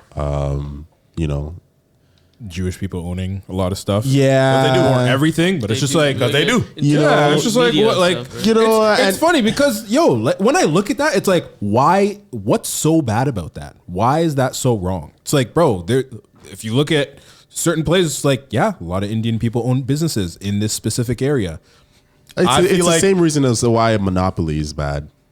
I get it. And I don't like monopolies, but I do respect the minds and the families who are able to create the monopolies. Because if it was me, I don't know if I wouldn't do the same thing if I had the power to dominate like that. But let's not lie. If black people were able to do what the Jewish people were doing, we'd be like, yo, do that shit. Yeah, bro. Let's own all the fucking record labels and all the movie companies and all the bigger establishments. we would do that. Yeah, bro. So I'm not like, it's more of like, I'm jealous. I'm more jealous of them. Okay. Interesting. In that way, like I don't want to be Jewish, but I'm jealous in the way of just like, I want our people to dominate like that. What the fuck? Yeah. I understand that. I was gonna say, I'm like, you don't seem like a jealous type, but I mean, envious maybe? Is that a better word? Envious. Jealous was fine. No, envious, bro. Yeah, sure. Because I'm not hating on them. You know what I'm saying? Honestly, in my personal life, I don't know a lot of Jewish people. I barely feel like I even meet a lot of Jewish people. So I'm not very well versed. But I'm just saying that it sucks that they have such a big stronghold on everything. But if we could do that, we should do that. Yeah, big time. Would you say you're inspired? I guess, yeah. Inspiration. Yeah, I think my standpoint is slightly different because honestly of just perspective. It's I feel like oppression is a cycle thing. So it's like if you are the oppressed, you want nothing more than to break oppression. But once that is broken, then people want to oppress again. And then I think that's who are we oppressed by? Huh? Who are we oppressed by? No. Like I'm using it in terms of oppression, but I just mean like as the underdog. Excuse himself. Crazy. As the underdog. So, for example, you're talking about how you would rather it be us. I just would rather it be more fair. But that's coming from the perspective of capitalism isn't fair. I get that. You know what I'm saying? Capitalism isn't fair. We big dog eat little dog. But we can like social democracy is striving for that, knowing that it's never going to get there, but at least you can strive for it. That's what social democracy is. Yeah. I just feel like a lot of things is hard for us to control, but I do feel like black people as a community can be we could be a lot further if we unified, in my opinion. Especially when it comes to, especially we are the largest consumer base. If we don't have to necessarily own everything, but if we galvanized our power in ways to get what we wanted by not supporting certain things, being like, yo, iPhones, they did this, they said this, we're not buying any more iPhones, and knowing how much that's going to, we could bend a lot of more people's will and have a lot more things way if we were to do things the right way. But I feel like lots of niggas don't care. Yeah. I don't know if it's that niggas don't care. I think it's more so niggas are just not unified. We're not a monolith. We don't all think the same. Yeah, facts. You know what I think? I think it's sorry to cut you off, but yeah, I think it's something where it's like, I don't want to say like most niggas are hard headed, but it does. Like I do feel like that. It's kind of racist. I don't think it's. I'm not gonna. Let's not put it on black people. I don't think it's a thing to put on black people. I just think when you think about it, the most unified communities of people actually come from the same country.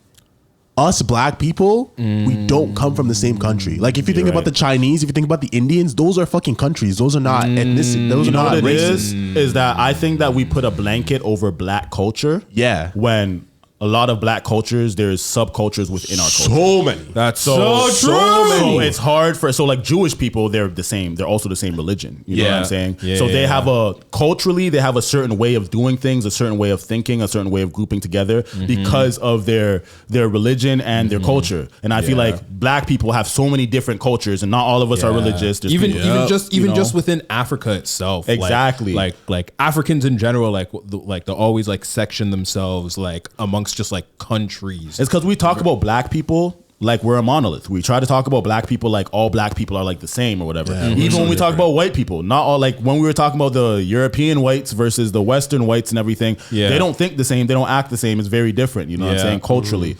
So that's another group of people that have a lot of power but don't necessarily I mean, like there's because of history, there are groups of people that are white.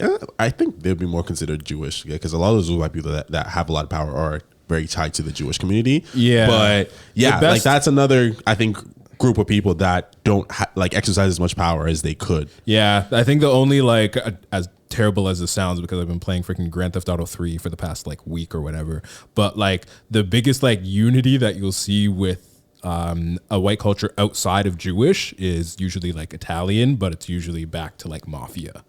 But like literally when you look at mafia stuff, it's like, yeah, all of us are going for the same thing. And it's like, if all of us say this nigga needs to die, this nigga's dying. Yeah. Always strength in numbers. But Tommy, I didn't really hear a strong opinion from you. Wrap it up for us. So before we move on, what's your opinion on this this subject?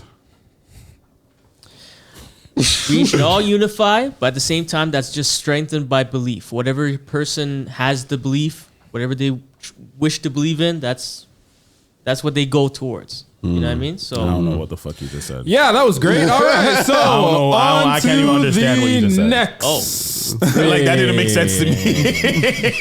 Mr. I thought Beast. you talking about unifying in terms of like the culture and whatnot. So it's like, yeah, if people have their beliefs, then that's what they're gonna move towards, right? Like you can group it and strengthen numbers. Like that's what you're gonna. move towards. How about in regards to the song, the HH song? Do you feel like that should be a? No, absolutely not. But what I'm saying is like that's what they're pushing towards, right? Like when they're trying to signify that that's what they believe, right? I'm not saying that it's right. Fuck no for that. Yeah. Mm-hmm. Okay. Yeah. So all right. So next we have Mr. Beast. Beast Games contestant says he doesn't regret choosing $1 million over his team. Wait, have you guys seen this before you play? I think I literally only saw like just it as a title, but I haven't actually watched the video. Okay, that's now that contestant's prize. Now that I'm a millionaire, I definitely don't regret my decision. Man got chat for $1 million. Imagine seeing $1 million in your account just like that. Soon time. Crazy. Soon time. Unmute it. Press that button. I will wire you $1 million. JT, you slimy. I'd have gave you some money if you was that desperate. You look real bad in front of God, in front of your comrade on this team. You look super bad. We don't respect you no more. I don't got nothing to say for you. Guys, come on. If you press that button. Okay. Hold on. Wait. So let me give context for the listeners at home. So this is the Beast Game show. And Mr. Beast basically said, hey, if you press this button, I'll give you $1 million. And like, cause I think the winner of the team that won got $5 million, right? And he's just like, yo, just you alone. If you press the button, you get the $1 million and your team doesn't get nothing, but you get the $1 million, and you get to go home. You know what I'm saying? So he basically said, the man didn't even wait for him to finish the stand. The man said $1 million, clicked it super fast. Click. To get that $1 million. And he basically said, fuck his team. Think about it though. Are you ever going to see any of those people ever again in your life? If I don't know those people, fuck them. I have to see my family every single day. Imagine I'm on this, everyone sees me, and then we lose, and now I get $0 because I didn't want to be selfish and get $1 million for myself. But at the same time, There's no but. you are now viral for being the person that did that. I would love to be viral for that. Hold on. I got something for your ass. Fuck that, nigga. If we go to prison for the rest of our life, Whoop-de-doo. we go to prison, nigga. I don't give a fuck fuck, bro? I have $1 million. I can literally disappear off. You know what I could do? I've lost friends for less. Bro, I've lost more friends for less. I have had to stop talking to people for a half quarter, nigga. I feel like that's the same justification that shorties use when they get flown out to Dubai. Wait, what? We're not going to respect that. What? Say it again. When shorties get flown out to Dubai? Get flown out to Dubai. That's not a long-term, life-changing investment. What the fuck does that have to do? How many edibles are you on? Hold on. What is with wait, let him land. Let's let AO land. It's the same, it's just like, as long as I get compensated adequately for this action, I don't give a fuck what I do. That is a short-term investment. A long-term, a short-term investment? If you're getting flown out to Dubai, that's one trip. You're not getting anything that's changing your life. You're getting an experience. $1 million is changing. Are we talking about the same Dubai shit? What are you talking about? The shorties that get flown out to Dubai and they get shit, camel shit on them and shit like that, and they get big paychecks for that. Hold on. How the fuck were we supposed to know that? But wait. That was super viral. That was super viral. Have you seen that? I know about that stuff. About girls doing that. Yeah. Okay, but that's what you knew. That's what he was talking about when he said that. No, I didn't. But at the same time, the reason why I also think that's different is, well, even if it's the same, if a girl took $1 million to get shit on by some Dubai prince. Oh, hey, man. Man. I'm not gonna judge her too hard, bro. People get shit on her. The luxury that she gets is that it's in secret. You know what I mean? Compared to him, okay, he went viral. Bro, I would it's still $1 million. I would love to go viral for betraying these niggas that I just met for this fucking show. Fuck them. I'm sorry. I'm taking $1 million. I'm going home. Brother, and you know what's crazy? Because it's now you're viral because of Mr. Beast. Oh, wow. Now all of a sudden I make content. Word. The next thing you know, she said, "Hey, if you want some money, I could have gave you. No, you give me $1 million. What? If you have it like that, why are you even on the show?" Yeah, that man ran fast. I feel like that fuck you brand is probably just gonna get you in the same circle as the people that we just looked at getting canceled. No, because I'm not hating on I'm not trying to root for the deaths of a whole fucking race. Yeah. But if you're gonna build off that brand, then build off the brand that I decided to take $1 million for myself. What are you talking about? He's not hurting anybody from taking the money. He's not hurting any. He hurt all his teammates. That is all in fairness. They're his teammates, but he came there for himself. It's not like okay, if it was all of us and we were on the show, I think it'll be slightly different, but I might still take the money still. Fam, I would expect you to. You know what I'm saying? I expect you to because I would take the money. You see what I'm saying? It's $1 million. Especially because you wouldn't take the money.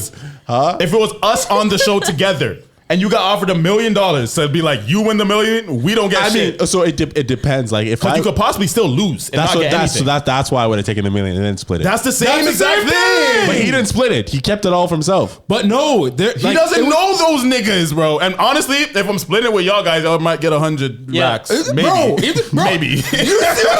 I'm not giving you guys a fair amount. You guys are getting a nice little change. Even if Rex was like, all right, guys, I'm gonna take the $1 million, but I'm gonna give you guys 100,000 to split between the three you guys, bro. I don't have to work for a year because Rex decided to take $1 million for himself. Like that. You're not gonna take and he's friends with a millionaire now. I would take the $1 million, but I would split it. I would split it equally. Yeah. Okay, good. Why? No, you probably to be honest, I probably would too, because it's realistically, yes, okay, in the long run, the amount of money that I have, if I put it into fucking investing, yes, there would be a large difference. But realistically, my actual way of living would not change whether I took majority of it or if I actually split it evenly. That's true. What I would probably do though is I'd probably take a large majority and make you guys split. I'd probably take at least $500K, bro. If I was to be generous enough to make you guys split $500K, honestly, I don't even know if I'm that generous. But it also depends on your situations. I don't know what AO's gonna do with the money. He might blow that shit. You know what I'm saying? If I feel like I could invest it better and then help all of us in the long run, I might just keep the money and then do whatever. Y'all are my dogs for life. You know what I'm saying? Let's go on a trip. I'm paying for all mans. You know what I'm saying? It is what it is. I just need to confirm that you said you would take the $1 million. You would take the $1 million, correct? Yeah, I would take the $1 million. Okay, good. Because if you weren't gonna take the $1 million, I was gonna take the $1 million. I'll split it 3 ways just to teach you a lesson about not taking the million, bro. I was like, bro, this man better take the million. Like, come on, man. I would take the million. I'll split it 4 ways. Simple, this nigga would take the dinner with Jay-Z. Oh, This nigga would take the dinner with Jay-Z over the fucking money, bro. At the end of the day, bro. At the end of the day, you gotta be able to take care of yourself so you can take care of other people, and especially if it was strangers who I just met for that show. Yeah. Fuck. Yeah, them, fuck the bro. strangers. But right now in this situation, I take the million and I split it 4 ways, simple and easy. What's the next every man here to take the million, bro. What's the next question? Yeah. And it's funny because like all he did was press the button, and then the girl made just like mad. She just got so mad. It's just like she has the right to be mad. 100%. But she doesn't know that if homeboy was just like, yeah, I decided to take the million and then just like, let you guys split 100K amongst like the 4 of you. What she should have been nice. If she was nice, if she was nice, she could have got a little something. Maybe, but then he probably heard that and he was like, now I'm definitely happy I have $1 million. 100, but that's why he said that. That's why he tweeted that. What if he just slimed them out? Like he was like, trust me, guys, I would never do that. There's no slime though, because he got offered something and he got rewarded something. He's not entitled to give anybody anything. So basically there was a team meeting saying that, okay, this is what's going to happen, right? Who's going to go up to represent us? They know what the game thing is. It's like, oh, we're going to do this, blah, blah. He's going to offer you $1 million. Nobody knew that question was coming. That opportunity was coming though. Oh, okay. Bro, it was like completely random. Sometimes Mr. Beast does that. Bro, but I guarantee you wouldn't even know all those people's first and last name to even split the money with them. So why the fuck am I splitting the money with you, bro? Like, it doesn't make sense to me. Like, I'll be lucky if I give you a little change. I want $1 million. Let me write the check out to... What's your last name again? That's stupid, bro. Fam, and at the end of the day, $1 million sounds like a lot, but it's not that. It's life changing. Yeah. But it's definitely, you could blow that shit. It's a convenience. You blow $1 million, you know what I'm saying? And then you also do have to remember too, is like, that's America. So they actually have to pay Uncle Sam like 50%. Basically 50%. If it was Canada though, we actually get 100% of our winnings. Really? Yeah. So if you win the lottery, you actually get your whole shit. That's not the lottery. I need to start gambling. But no, like any type of like reward, like from a anything, as long as it's actually registered as like, yes, like we are giving this person this much because they won a competition, whatever the case is. Tax free. Yeah, it's tax free. Did you guys hear about the whole Oprah thing when she was giving a bunch of people cars? What about it? Apparently, how they have to pay the taxes. Yeah, they have to pay shit. sales tax on the cars. I would hope that she got me a nice little, it might be worth it. It might, you know what I'm saying? I don't remember what car it was. If you genuinely think about that though, okay, someone gives me a car. Hey, you just have to pay the sales tax and everything. Okay, you pay the sales tax and then you sell the car. Now what? Yeah, or you sell the car. Yeah, buddy. And then you keep the rest of it. But that's what a lot of people did. That's what a lot of people did. That's what I'm saying. That makes a lot. That makes a lot of sense. I didn't have money in the first place. I thought I was getting something free, but I was like, nah, you gotta. Hey, get a fucking loan. Get a loan, bro. Make that shit work. That's a flip. Yeah, bro. That's like, fam. Even if it was like some little shitty like Chevy Cruze or whatever, fam, that's still a free 10 bands. So in conclusion, who is not taking the mill? In that specific situation. So, Ayo, you was giving pushback for no reason because you would have done the same shit that he did. No, okay, so my whole point is that at least he should have like... What? Now he did exactly what I would have done. Would you take the $1 million or not? He should have thought about it a little bit. Oh my God. What is there to think about? Would you take the $1 million or not? That would be worse if I made them stay on their toes and be like... I decided. Sorry, guys. Like, nah, bro. Yeah, I would have made it mad dramatic. $1 million? Think about it. That's how much he would have made anyways, because like they were gonna make $5 million, and I think that it was 5 of them. So then, he would have made $1 million anyways. If they won, exactly. If they won. So, yeah, I'm glad we concluded that, and now we are on to. Ryan Garcia ends his stream and has to call 911 after landing a body shot on streamer Zavala. Zavala? Yeah, Zavala. Streamer, stop fucking with me. Oh, fuck. Oh, shit. Have any of you guys seen this? No. Yes, I have. Okay, this is crazy. Okay, question. Before we play the video, would any of you guys... No. Even with the body thing on? Oh, with the body thing? Yes. Maybe. Yes. But honestly, go 20%. I would do like I would tell him do one punch at like 20%. Yeah, 20%. Yeah. And then like if that's too much, I'm like, nah, I'm not gonna lie, Ryan Garcia might seem like the type of nigga who you see on the street at a club or some shit, might be too drunk. You might pick a fight with him, but he'll fuck you up. He doesn't look like he's that strong. I know he's mad strong, he's a trained boxer, but on like just his aesthetic, he doesn't look like Gervonta Davis, he looks like he could be a straight hood nigga, you know what I'm saying? Yeah. This nigga looks like He just looks like a pretty boy. Yeah, he looks like a pretty boy. He just fucks with bitches, you know what I'm saying? Yeah. All right, let's see. Fucking with me. He's taking it to another level. He wants to do a body shot challenge with no body protector. This is fucking crazy, bro. It was his liver grabbing his leg. He grabbed his leg. What's wrong with you, bro? Stop touching. Are you good? What the bro? Bro, what the fuck? That shit, I know, I kind of caught him kind of clean. Go to the bathroom. Man said, what is wrong with you, bro? You know, you're okay, all right? Bro, he don't. Oh. Bro, Ryan, I can't move up, bro. Oh, fuck. Oh, shit. He's spitting blood. Oh, my God. Did I feel bad, or? No, there's no like the stream, yeah. Right, end it, yeah. End the stream. Streamers. Yeah. Man, I fell down to my knees when the law came. That is crazy, bro. That is crazy. What do you guys think about this? He set himself up, bro. Yeah, that was crazy. I mean, Ryan shouldn't have hit him in the liver. I was going somewhere with this. I was wondering, who do you think is wronger?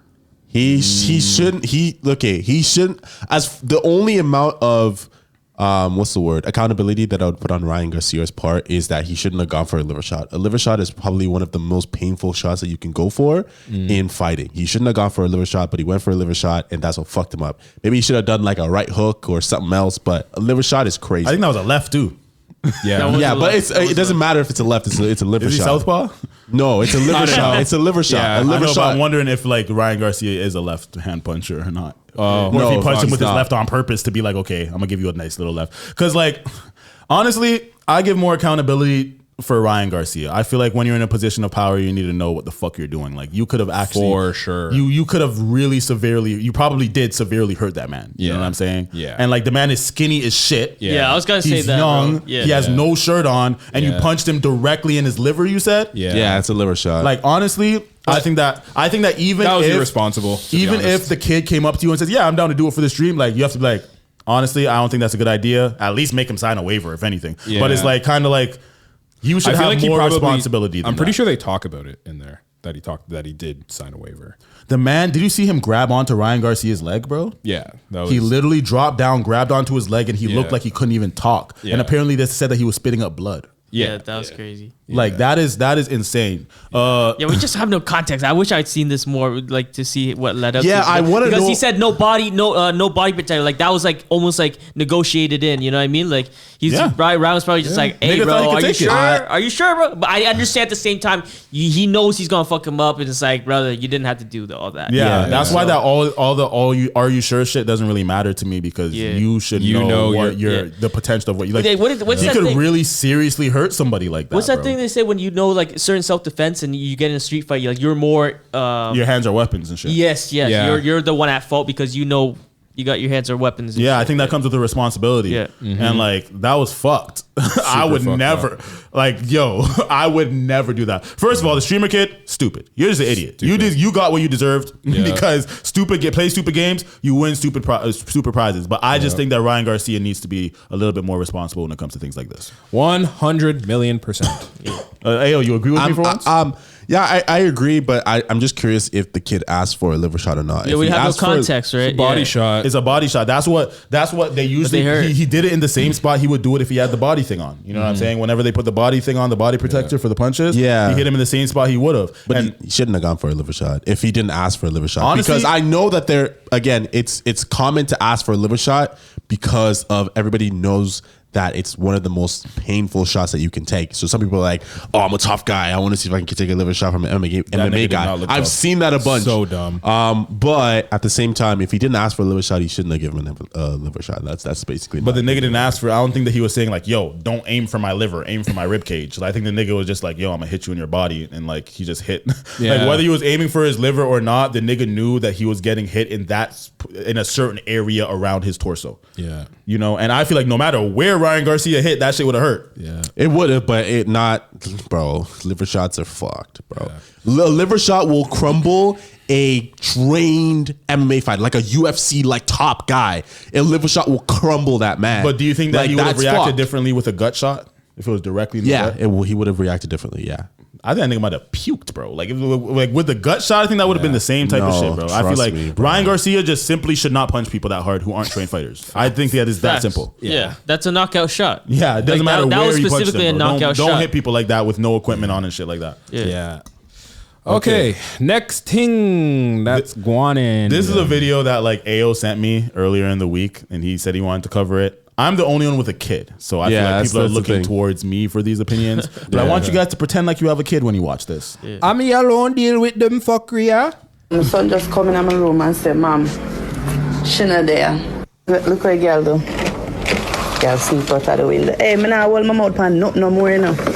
I swear to God, me not hold my mouth pan nothing. The girl sneak out of the window. Yeah, man, them something me have to deal with. This is what me get. So I try parent, not the hard way. Soft parenting, them something me get. Yeah, man. It's something me have to deal with. Beer carelessness, smoking, I do beer fuckery on road. Girl child, 13. Hey, I never used to have forgot me. One look alone set me straight with my father. Furthermore, I would have been back me down a long time. I could have tried certain stuff, but me, I go and bill. And me used to run back at them. And I call police and I tell them about how them left house every minute. And I do therapy. Before I tell me about go do therapy, I do therapy. The little girl says she don't see no improvement, so she don't want the therapy no more. I not hold my mouth no more. Oh, you have to improve when you not improve yourself, eh? Me alone can't try. Me alone can't try. And me not ask for nothing more than watch the little plate them in the house. That's it. This is why I guess me spoiler. Week and a half ago, me with my little stupid fucking ass go carry her emergency room after she decides that she had jump out her window after me confront she because she had vape in my fucking house and me tell her don't bring her drugs in my house.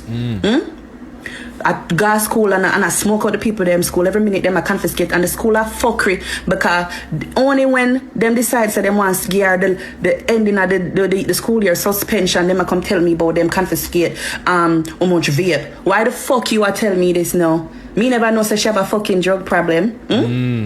Me say anything motherhood easy? Imagine. Motherhood is not fucking easy and it's not for the weak. Me alright, I gotta sit down right here so. Anything she look for a road, she go find it. Okay. Tommy, you understood everything? I understood the gist of it. Yeah. So I'm gonna answer last. I want you guys to get a little bit creative with, as if you had a child. Yeah. How would you react if your child was like this? Because remember, it's not only the sneaking out through the window. It's also like smoking vapes, smoking weed, getting in trouble at school. They literally have to take her to therapy because she just seems like a kid that is not the most obedient. So how would you handle a 13-year-old girl daughter in this way? As the Russians say, 2-3 years Dagestan. You're shipping her out? Do you know what that's from? No, it's not. Oh, it's so like the two UFC fighters that are Russian, they like have like a camp in Dagestan where it's like militant and like everyone that comes out of there is just like an obedient, like, yes, sir, yes, sir, yes, sir, yes, sir.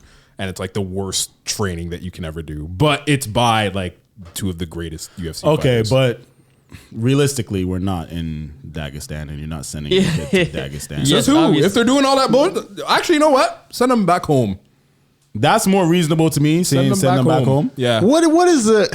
Because again, I've had that threat. Like literally, what is the game plan when you send a kid back home? Like, what do you expect? Because they could engage in more fuckery. Like you think that kids that live there are not engaging in fuckery? Fam, in school the teachers could hit you back home, fam. It's a different program. It's a different program. So do you think, bro? Kids come from that country. Again, I'm speaking from Nigeria. Kids come from Nigeria engaging in more fuckery than the kids here. Okay.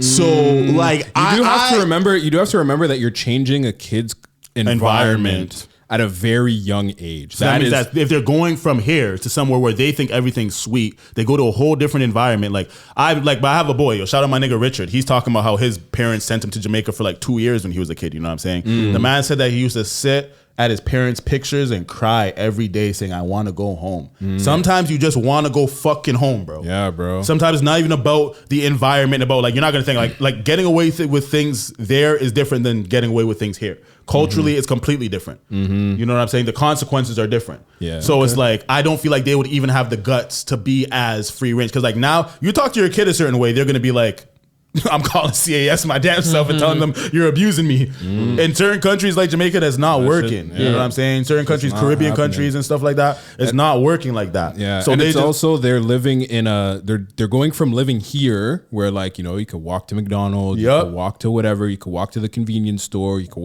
wait outside the convenience store, tell a man go buy you a pack of cigarettes, whatever the fuck, right? Bro, back home, bro, it's a third world country. Like, you know, like niggas have to live off of the land. Like it's completely, you don't know anybody. You might not understand half the shit people are actually saying to you. Like, you know what I mean? And then it's hard for you to engage in fuckery because you don't really have any outside influence other than you think if you got sent back to Nigeria for being bad, you're going to be bad in Nigeria? Yes. You think it's easier to be bad in Nigeria? Keep in mind, I have the most experience in being in Nigeria. Yeah, he lived in Nigeria. Yeah. So like, but you're just not a bad kid, so I just can't imagine. Yeah, I'm not a bad kid, but I'm saying that like if I was a bad kid, right? I kind of want to say 50-50 just because I don't know what the actual ratio would be, but I want to say it's a 50-50 toss up on whether or not your kid is going to be corrected or just going to engage in more fuckery. Because again, growing up, kids there have a lot more freedom than you think. Like a lot, unless you get sent to a military school or some shit. Kids have a lot of freedom to the point where like there's some nefarious activities happening to some of those kids. But I think that's every country. No, I think that culturally Nigeria and Africans in general are different than Caribbeans. So I feel like the way that the culture, the way that we're thinking about getting sent back to a Caribbean country, it probably comes with a completely different thought process and what we're thinking, even based off of what our parents would say. But I think that in Africa, it's a little different because I don't feel like African moms are like Jamaican moms at all. So I'll take what you said and then I'll bring it back to, remember that whole thing with Earl Sweatshirt back in the day where you had to get sent back home to Somalia? Do you remember that? Know about that, no. You didn't know about that? Yeah, that was like a whole big thing during like OF's Odd Future Wolfgang, not OnlyFans. Yeah, that was a whole big thing. Like back when that happened was, Earl Sweatshirt. He was just like, yeah, bro, I was just fucking up and not being a good son. So my mom sent my ass back home. And when I got back home, I realized how fucking privileged I was. And then I came back. That's part of it, the privilege. Yeah, I agree with that. I agree with that. But then again, it's like, it's kind of like expecting kids to get better from therapy. I'm not gonna lie. I've never met a bad kid that got sent back home and then came back worse. I'm not gonna lie. They came back. They were just like, yo, I hated that shit. I just wanted to go home. They weren't as brave over there. They weren't as bad over there. I haven't heard a story of somebody who went back home and then just literally got worse back home. I just haven't heard of it. Yeah. I guess it depends on how adaptive the kid is.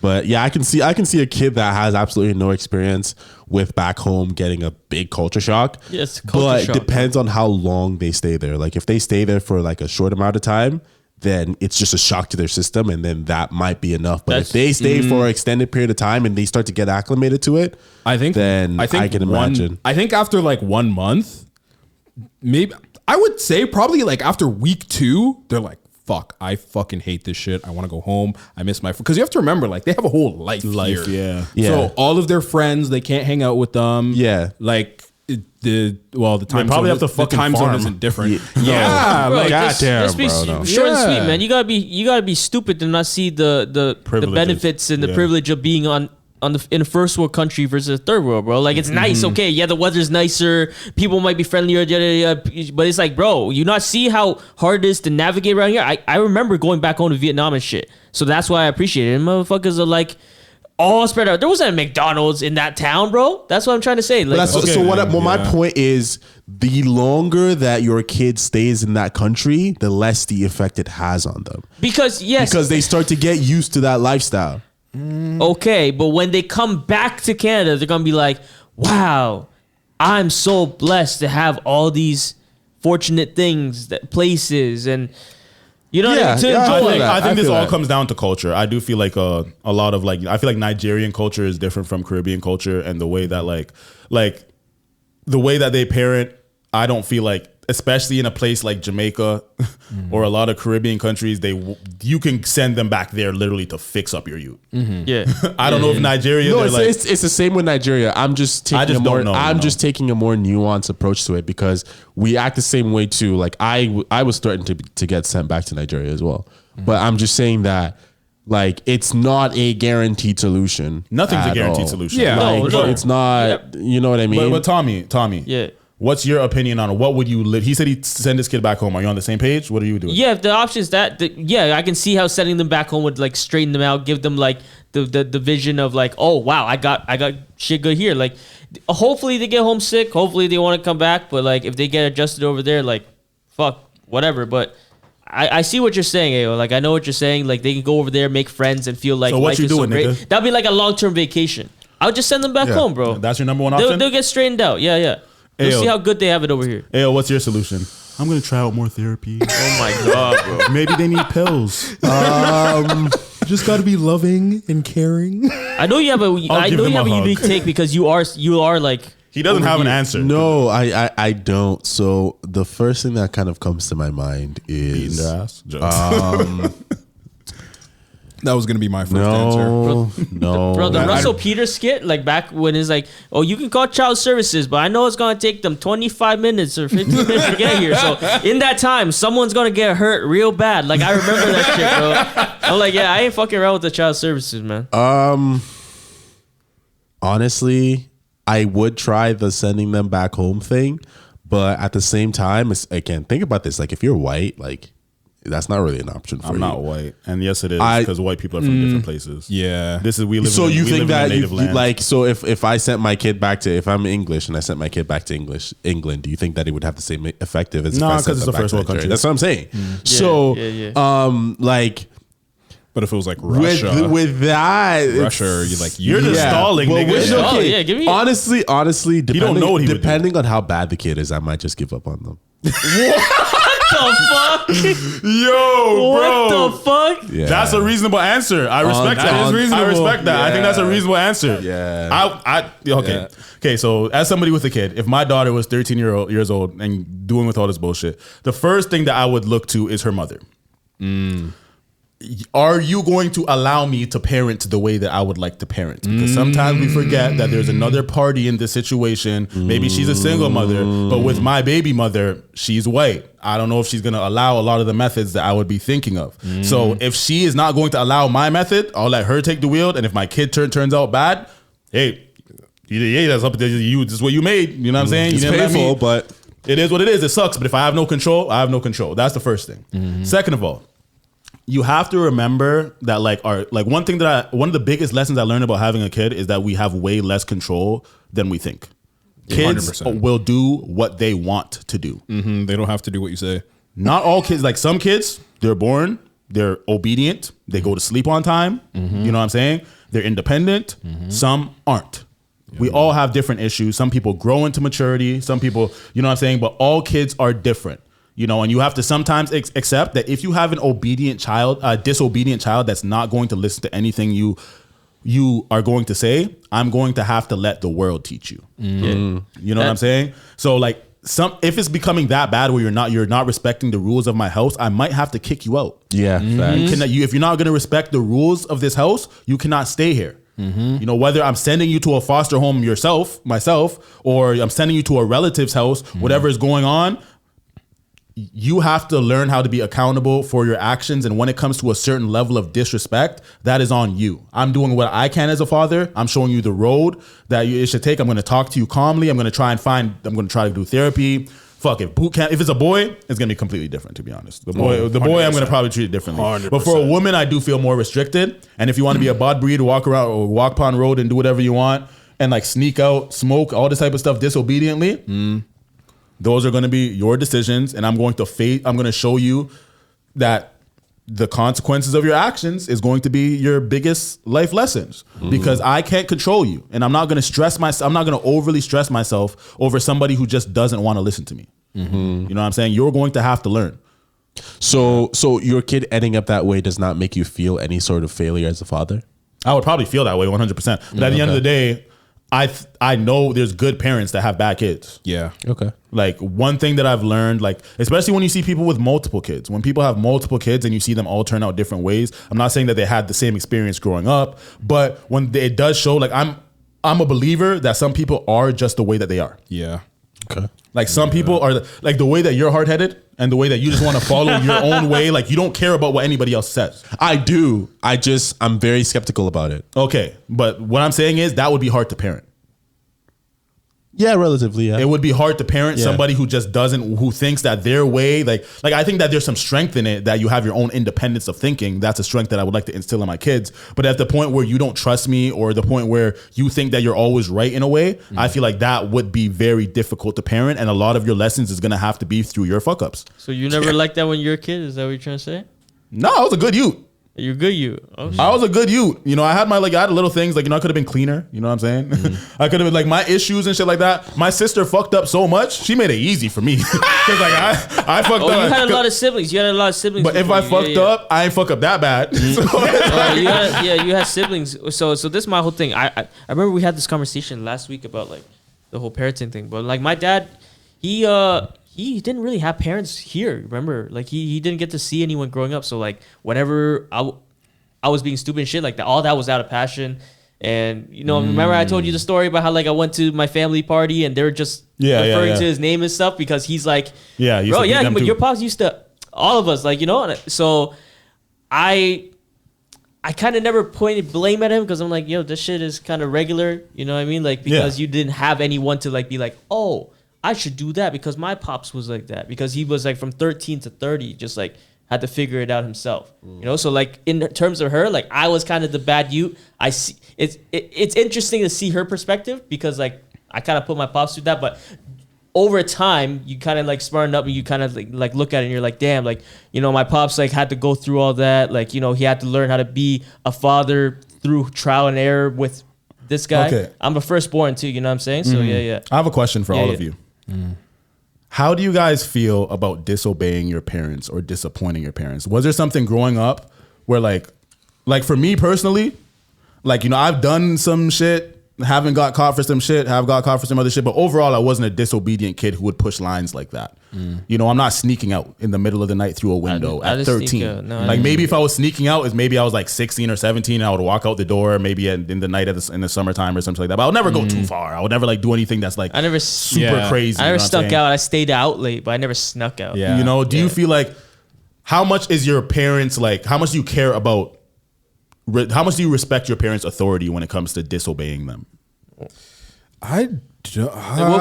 age are we talking about? Like it's such 13. They said 13. Let's say at 13 years old. 13. That's what, grade 8 going into grade 9? Yeah, exactly. I would not, like, you know, to me, that was a really good year. That was a really good year when I was 13. Talking back to my parents was like a cardinal sin. I didn't even understand what they meant by don't talk back. Oh, so I'm not allowed to have an opinion after you say something to me. I'm not allowed to rebuttal. Okay. It took me a while to learn that, like, oh, you just want me to shut up and listen and not have anything to say. I hated that because I always have something to say. I always have questions. I always have, you know, if something doesn't logically make sense, I'll point it out and they'll be like, don't talk back. I'm just like, sorry. You know, that's almost like, if you look at it from a perspective of like, that's almost like a test to see how much like force you still have, because like we see it with parents. You're like, no, don't do that. Stop that. We're good. Like, you know, with young kids, right? Yeah. So it's almost like they're testing. They're like, oh, he's 13 now. You have to respect. They want them to respect their authority. You know what I'm saying? Like, don't even question them. Respect their authority. See how long they can go for. But how much do you feel like? Were you guys disobedient kids at all? Really? Yes. Yes, I was. Man. My apologies. Were you scared of the consequences? Absolutely. But it's just like they were very strict. And as a Westerner, like, you're growing in the Western society, it's like I told you, bro, all my friends are going to parties and stuff. It's like, why can't I go to a party? Like, you know, because they're Canadians. But if they say that you can't go to a party, are you still going to the party? No, bro, because I get whooped. Nah. I'm afraid. So if your parents say that you can't go to a party, are you going to the party? Nah, there's no way for me to go. No way. You can sneak out the way she did out the window, nigga. Brother, but the consequences. are so dire. But look at that. The kids like that, we all know friends who had moms who would beat the shit out of them, but they were always getting in trouble anyways because they didn't give a fuck. Like we all know these disobedient kids who just wasn't that bad. I know, but it wasn't me. I'm just wondering, like, is this a podcast or just a bunch of good youths who listen to their parents? I honestly think so. I think so too. I did not disobey my parents like that. I didn't have the guts. I'd be more if I was on road and I did something illegal and I got arrested, I'd be 10 times more scared of my dad than the police. 10 times. Not even he doesn't even have to hit me, but even hearing his disappointment would definitely bother me way more than anything criminal, legal, or anything. Yeah. You know, I didn't like that. So how about you, Ao? Like, did you feel like you had to listen to your mom or you just did it because of respect? I didn't live with my mom. I lived with my uncle and his family. And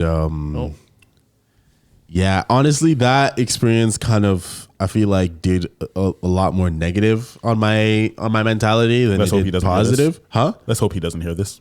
It is what it is. Because so the thing is, like, my uncle he's a pastor, and that would be hard. He was very, very strict. So it was a shock when I came to start living with him, because when I was younger, I was more free. So I was actually a kid that snuck out of the house. So I remember when I was younger, I was like, before you came here? Yeah, before I came here. So I was. How old is this? I came here when I was 11. Right? Canada? Yeah, to Canada when I was 11. You sneaking out of your house Nigga was in before. Nigeria for mad long. That's You're a real what I'm Nigerian. saying. So I came to Canada when I was 11, and prior to that, I used to sneak out to go see my friend. Actually, so I would sneak out. So whenever I'd come back from school, because we'd get dropped at a bus, I wouldn't go home. I'd just go straight to my friend's house and I'd just chill there. And yeah, I was a bit of a crazy youth. My mom found out, and her response was, she got mad at me and she was like, you know what? I'm gonna let you start going out. We can have an agreement that, like, you're not gonna sneak out anymore, but once you hit 13, like, I'm gonna give you freedom to go out, because now you're a teenager technically. Okay. But then I ended up coming to Canada, and then it was like, you're not allowed to go out, blah blah, this and that. So I was very hard headed, right? And I could tell. Yeah, so I was very hard headed, but still are. You came here when I you were don't see it 13? as something. Or No, 11. Okay, Yeah. okay, just confirm. Yeah, confirm. so I came when I was 11. I was more hard headed than my uncle's kids, because they grew up with him. So, and then my uncle had a bit of a beef with my mom, because my mom was also hard headed, and he wanted to kind of parent her when they were growing up, and she was hard headed. So I guess he saw those traits in me, and he would always bring up my mom and stuff like that. So eventually, instead of trying to guide me and help me and stuff like that, he would either beat me or just ignore me. And then I feel like it's very different when it's not your actual parent. You don't like take well to that type of discipline, because it probably doesn't come with the balance of nurture.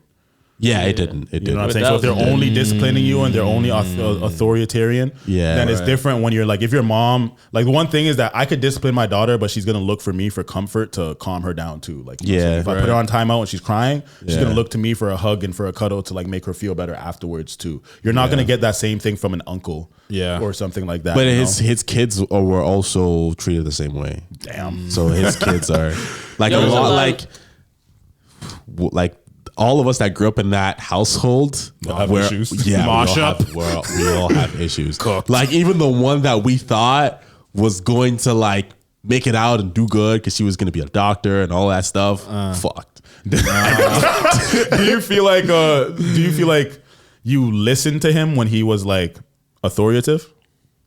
To an extent, yeah. To an extent. Okay, so you followed the rules. Relatively, but at the same time, not really, because my left eardrum got popped because I was supposed to wash the dishes to a specific time. I didn't. He came back home because he used to come back home late, and I was still there washing the dishes because I had a bedtime. The bedtime was 10:30, and he slapped the shit out of me. How old were you? Maybe like 15. 10:30 bedtime is generous though. Yeah, so 10:30 bedtime at like 16, and it was like 11. He came back home. I was still washing the dishes because that was what I didn't do it in time. Slapped the shit out of me. My ear started bleeding. My mom got mad. And then if my sibling did that to my kid, I would get furious. Yeah. 100%. Yeah. Deadass. Yeah. My ear was bleeding. So it was fucked. My mom got mad. And then that was kind of part of the decline. Because he's feeling like he can't discipline you the way that he wants to. Yeah. But he's here to raise you and da-da-da-da. Yeah. So I just kind of got left on the wayside, then that was kind of where my grades started to tank. I stopped caring about school, and it just kind of went left for me. But like, yeah, and it's kind of sad because my mom, like, whenever she kind of sees how I am now, she's like, one of my biggest regrets was sending you to Canada. Yeah, but that's a crazy, brother. That's a crazy scenario. Yeah, I'm glad you got dark. kind of shared that with us, bro. But like, that's a very unique one. I'm sorry you had to go through that because that's not regular, bro. To just come home and then smack someone like that. That's crazy, bro. That's like almost the equivalent of Ryan Garcia knowing like his strength and then you punch it like that. It's like, bro, there was no reason for that. There was no necessary reason for that type shit. One thing is, I don't want my style of parenting to be too controlling. I want to allow you to make your own mistakes, but I want to be a guide. You know what I'm saying? But because some of the biggest hoes that I know have the strictest parents, I swear to God. Yeah, the extra. Sometimes I feel like being too strict works backwards, bro. Yeah, backwards. They don't. I want they become a rebellion. I want my child to trust me to at least if they did the wrong thing, they could sit down and admit it to me. And like, hey, I might get mad, but we're going to have that relationship where we could communicate with each other and that you at least could like tell me like, okay, I'm sorry I snuck out to this party, but you know, I'm scared and something happened. I need you to pick me up. Instead of being like, nah, my dad's going to kill me. We got to find our own way home. Yeah, I didn't have that with my folks, bro. I was really worried about the consequences and shit, bro. Yeah, exactly. Yeah, my hope is that I build a strong relationship with my children when I have them to the point where they feel weird not sharing stuff with me. So what? Okay, because I have that relationship with my mom, right, and my parents, which kind of right inspired now. that. I'm not even gonna lie. I don't tell my parents shit. Me neither. Yeah. So like, but that's why I kind of want to reverse with my parents. I am like a completely open book. Completely, like there is nothing that I can't share with my parents. So you talked to so your mom knew that you were greasing things? Yeah, in South Africa. Yeah. Wow. Okay. So it's kind of funny. When I first arrived and I opened my suitcase, the first thing that she saw was a condom. I'm fucking dead. This is what you need to talk about, bro. Why are you holding this shit back, bro? Fucking hilarious. Yo, that's crazy. And we just kind of like. It was like that's good though. I feel like that's a good relationship to have. Like, yeah, and like when I wanted to bring someone back, she was like, "You can bring someone back. I just don't want to see them." Yeah, I think that's good to even have. I feel like I like when it's realistic parenting. Yeah. Like, you know what I'm saying? Yeah. Like, I hate when they try to make it such a strict program where it's like, okay, I have to break these rules. You know, like this shit don't even make no sense. I'm dead. But because it was kind of hilarious when I used my mom as an excuse as to why I couldn't see a shorty again. Yes. What time? Love that. What time are we at? How much time? 2 hours. We're at 2 hours. Yeah. Okay, you guys want to get stir the pot ready? We'll stir the pot. Hey, what do you mean by that? That last statement. So I'm not gonna get into too much details, but the shorty that I ended up, you know what I mean? She wanted us to, hang out again, but due to some reasons that, you know what I mean, I didn't want to do it again. So I said, did her coochie stink? No. Okay. But so I said that, my mom got really mad the last time because I came back home late. And she was like, but didn't you tell your mom that you were going out? I was like, yeah, but she wasn't expecting me to come back at like 7 a.m. Yes. So I told my mom, I used her as an excuse. She was like, that's jokes. But yeah, you guys want to know everything about your kids though? I feel like part of being a good kid is getting away with shit. If you got caught, you failed. You know what I'm saying? Like at the end of the day, there's things that our parents don't know about us. There's things that their parents don't know the shit that we got away with. And I feel like, hey, I'm not saying to be a perfect kid and listen to everything I say, but hey, a part of being a kid is not getting caught. If you do like if you sneak out, like there was times I took my dad's car. He don't even know. You know what I'm saying? Now he does if he watches this. I don't think he does, but yeah, I don't know. I maybe my outlook could be unrealistic, but I do want to somehow make it a way where my kid does stuff in a light where it's like, I don't want to disappoint my parents. Yeah. You know? That feeling is very important to instill in your kids. Yeah. In my opinion. So, and I think that comes with just being someone that your kid can talk to about anything, can relate to, can look to for guidance, and now they know that as they go through life, and obviously as long as I tell them as a parent, it's like, listen, there's going to be a lot of shit that you're going to experience as you're growing up, that I know for a fact that when I was a kid, I do wish that I had a parent that I could go to and get the right guidance, get the right whatever. But you didn't feel comfortable confiding in them. Exactly. But the one question I would ask before we move on is, would you smoke or drink with your kid? Depends on their age. At 13, no. No. Yeah. I finally just started drinking like in front of my dad at family functions. I'm invited at the family functions like that, like with the, you know, those grown folks and shit. And then like, yeah, like the beer I think it offered depends. shit. Because like, yo, the umps and shit offered beer and shit. Yeah, but like, does your dad smoke? You try not to smoke, you know what I mean? Yeah. So like, you guys smoke. I don't smoke though. So like, it doesn't make sense. I wouldn't go out to smoke a ciggy with them. I think it would have. I'm not talking about a cigarette. Depends on the I'm age. not talking We about have to cigarettes. specify. Just talking about weed. I think once weed, bro. That's what I'm saying. But you guys do. So would you smoke with your kids at 18? At 18? Yes. No. I was about to say, I'm like, as soon as they turn 18, we can do whatever. They can, 100%. But what before that, like, when you're 17, like, no. What about 16, if you're single? 15, would you go out to the club with your kid? No, not that. We're not going to the same We're clubs, not. fam. I need to go to the Where old people club. are you? Yeah. Where are you getting? But Are you going to do all this shit, fam, bro? The thing is I don't know. that at 18, if I'm already balling up and my kid is already balling up on his ones and or with his friends or whatever, why not ball up together? We both enjoy doing it. Why not do it? Like, I smoke with my dad.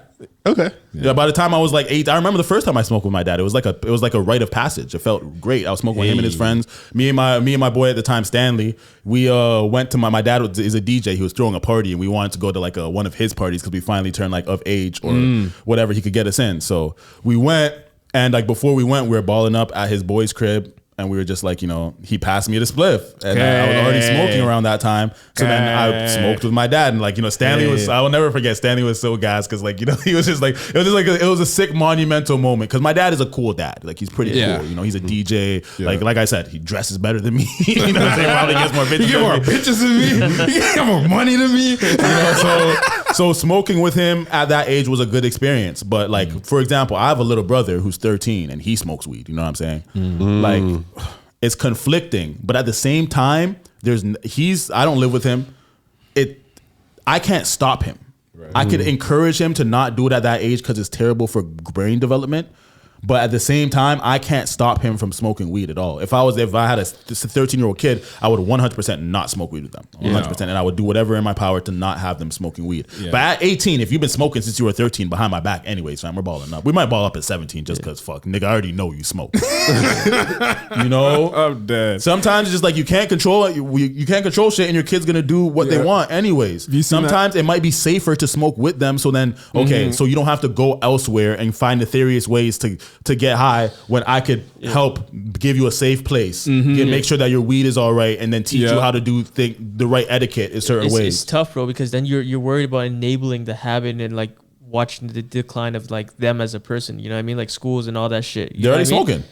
I get it, bro, but like I don't think that weed is like that though. I don't think that at weed the age of 13 and shit. 13, I wouldn't do that. I said that if they were like, I would say if they're like 16, 17. But when they're 13, if they're already smoking without me already, and I know that the thing is that you have to remember, you don't have as much control as you think. If your kid is already smoking at school, they're already smoking like without you anyways. There's nothing. That's what I'm saying. Do. So that's where all the badness comes from 13 to like 17, 18. They'll get to do all that shit without you because you're not trying to enable it, and it's a hard time to fucking teach them how to be regular. I would try to restrict them, but by the time they're like 16 years old, if they're already balling up like that so regularly, and I could just tell that there's nothing that I could do with it, I might have to find a safer way to conduct this. No, if I send them to yard, they might ball up more. Yeah, with worse weed. Yeah.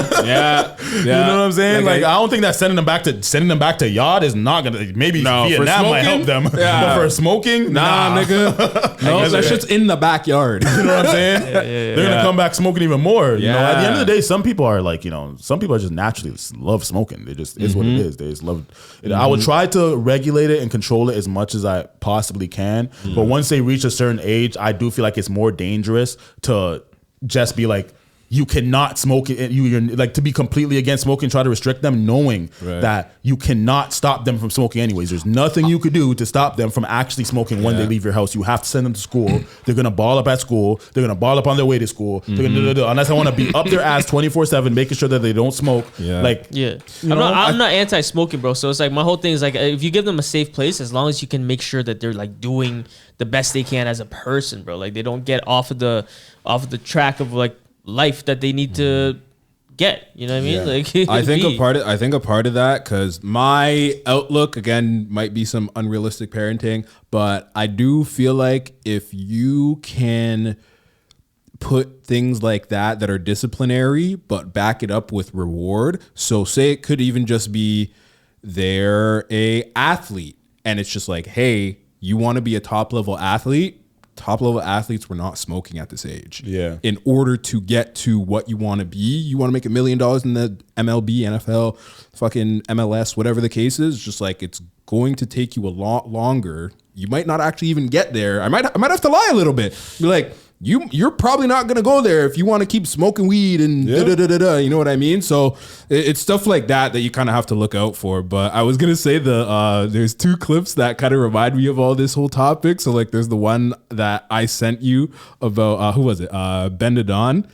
And he's from Memphis, so he has like that little accent. And he was like, hey, I'm gonna tell my daughter, you better not be smoking nobody else weed. You don't know what the fuck they got in that shit. Hey, you might as well come to your daddy. I'll give you a little zip. You go smoke that. But I'd rather you do that than go smoke with some niggas at the club. That's because you have to realize though, kids are, if you tell your kid not to smoke, you think they're not going to smoke just because you said so? That's so true. So if they're going to smoke anyways, the best that I can do is try to at least be there, try to control it in some way, rather than just be like, you're not allowed to smoke, and then they're just going to find a way to smoke when I'm not around.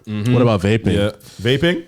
It's the same with cigarettes, with everything. I wouldn't enable it, and I don't vape, I don't smoke cigarettes, so we're not going to find a way to be like, and you're not going to stink up my house with something that I don't smoke, you know what I'm saying? Yeah. But hey, don't do that shit around me, cuz. Yeah. and I'm not getting that shit for you. I'm not helping you. I'm not enabling you. Don't do that shit around me. Yeah. But I can't stop them. Yeah. And then there was the other clip of Boosie, and he's like, he was sitting down with the light skinned guy, the gay guy. Yeah, I seen that. Yeah. Jason he Lee. was like 15 smoking weed? I ain't letting my kids smoke weed at 15. You know what that does? They're gonna do more drugs. First, it's like you smoke a weed first, and then you sip syrup. Yeah, like I wouldn't want to enable it, but I'm just aware that when there's nothing that I could do, I have to try and control it in some way. Yeah. So it's like, especially at 13, it would be so tricky. But at 13, I feel like I would be able to have a lot more control to not let my kids smoke. But at 16, I don't know if I'll be able to have that same amount of control. Yeah. You know? I think for me, my biggest focus is just going to be like the relationships that my kids have. Like basically teaching them how to navigate the social world, you know, identifying who are good friends, who are not good friends and stuff like that. Because I think that is basically typically what gets them into all of these habits that we've just discussed. Yo, I didn't start smoking until like after high school. Like until like late, like probably grade 13ish, you know what I'm saying? Because honestly, I remember you telling me that. I smoked. I'm the first one in my immediate family to graduate high school. You know, my parents didn't graduate, my older siblings didn't graduate. I'm the first one to graduate. So like before that, I always felt like I used to go record at the studio. I hated when niggas would smoke weed and forget their lines and take mad punch-ins and shit like that. I felt like I was way more sharp. So it's like, I didn't smoke until I wanted to smoke. You know what I'm saying? Not everybody has that mindset. But at the end of the day, if I did want to smoke, like I hung around everybody else who smoked. People who I walked with to school were smoking on their way to school, smoking roaches on their way to school. People were smoking roaches after school. Lunchtime, they were smoking. People were skipping class and smoking. Everybody was smoking around me. My dad smokes, my mom smokes, everybody smokes. I didn't smoke until I wanted to smoke. And that kind of, and that goes back to, at the same time, what like we were saying, everybody is their own individual. Exactly. So if a kid decides that they're going to allow their environment to be the reason why they do things, they're going to do that whether their parent, whatever, you know? But if you have a kid that can identify whether they learned it from their parents on how to identify who's right and who's not good to be around, like they're just going to naturally do that stuff. And you might get a kid like you I know my parents said this. I know my parents said this, but this is what I think. You know what I'm saying? So I'm gonna do what But the I thing want. is, I like to have the conversation. Like, I'm not the type of person that if you just tell me, I'm just gonna listen just because you have experience. I want you to sit down and have a conversation with me. I want you to like to be able to break it down. When I give you rebuttals, I don't just want you to chalk it up as this nigga has no experience. I hate when people do that. But to some me. kids don't give a fuck. They just want to do what they want to do. But you just said that if it's a kid like me, I was just jabbing. I know, but that's what I'm saying. Like, so if it's a kid like me, like I would prefer a kid like me because I would want to sit down and have a conversation with them, and that's what they would want to do as well. But at the end of the conversation, they might not agree, and they're gonna feel like they did their research and they know best. So the conversation is gonna go the way that they want to, anyways. Because I mean, they did their depends. research. Yeah, I guess it depends on how the conversation goes. The one thing I have noticed with people and their kids that I haven't really seen it with Rex and Kaya yet, but one thing I notice is kids usually take one specific trait that they had from their parents and it's amplified. So I kind of say that with love my niece and nephew, but I kind of say that with them because like my sister is, and again, obviously love my sister. My sister's a pretty like emotional, like slightly dramatic. She probably knows this herself too as well. But it's like, then you go and look at my niece and nephew and it's literally times 10. Like they're super dramatic. They're always crying, screaming. Not always, but they be crying, screaming. When it gets to that, like you can't sleep because I do feel like my daughter has a lot of my traits too. So. And it's kind of amplified. It's amplified because they're younger and they're not able to regulate. You know Exactly. They're not able to control it the same way. So it seems like it's like uncontrolled. It's like uncontrolled madness. You know what I'm saying? Yeah. But from there, we can now stir the pot and see what I can't wait for y'all to have kids, bro. Yeah, me too. Because I'll be rich when I have kids. Wealthy, sorry. That's one thing. It's like, we might be want to do boot camp and shit, but can we afford that? Can you afford 18. I wanted to get like a lower number. 18, bitch. Okay. We're just talking about 18. What is the female equivalent to a fuckboy? Bust down, Tatiana. Okay. I know this is a tangent, but I saw a girl talking about, running through niggas. Because you know how like we could talk about like a girl's ran through and shit like that. She was trying to flip the narrative, but nobody was having it. She ran through the niggas that were hoes. Yeah, it's like, this nigga was so easy. Like, if a nigga cracks, it's like, man, she was so easy. So you think a hoe is you feel like a hoe is the definition of a fuckboy for women? For a woman. Is that what you're saying? That a girl who runs through niggas would be a fuckboy for women? I mean, isn't that what the question is? Or are you talking about what do you think, if we were to say like what a fuckboy is for a woman? Because I'll tell you my perspective to clear it up. Okay. For me, I think that a fuckboy is probably somebody who uses women for whatever his advantage is. You know what I'm saying? Whatever he wants to get out of women. I look at a fuckboy as probably like a user, a liar. You know what I'm saying? I think that... Yeah, I see what you mean. Okay. I think that a woman's version of that is somebody who uses men for their resources. Mm-hmm. Okay. You know a woman with a roster. Okay. Like, that actually might be it. Well, it depends. Because I feel like, some niggas know they're being used and they're okay with it. So I'm not going to put that. Yes. I'm not going to call that girl a fuckboy in that same type of way. But some girls would you consider going up to a stranger and asking him to buy you pizza? Fuckboy behavior. Like, in what perspective? As a girl doing it? So I literally saw a video of a guy. He was just walking. 2 girls approached him, and she's like, "Hey, can you buy us pizza right here?" And he's like, I don't know you." She's like, "Yeah, but like, can you just buy us pizza?" And she kept insisting on him, like, she's a weirdo. Complete stranger. Panhandling. Just a bum broke bitch. She's a panhandling. I think that a female fuckboy is somebody who just like uses, like, they don't care about, those bitches who just hate men. Mm-hmm. But yet they use men for everything. Mm-hmm. But they don't really care about who a man is as a person. Like, they don't care about the emotions of a man. They just literally just use men as, like, they hate men, but men are just something that they could use. Yeah. Not for happiness, but for resources. Yeah. That's what I would think of fuckboys as a female. Yeah. Because I think that the men and women value different things. Yes. And I think that I feel like number one thing that men feel that is not voiced enough. I feel like we don't like when we're being used for what we could provide rather than who we are. Yeah, because it takes a lot for us to love. You know what I mean? You know? Like for a man to like let the guard down and like love.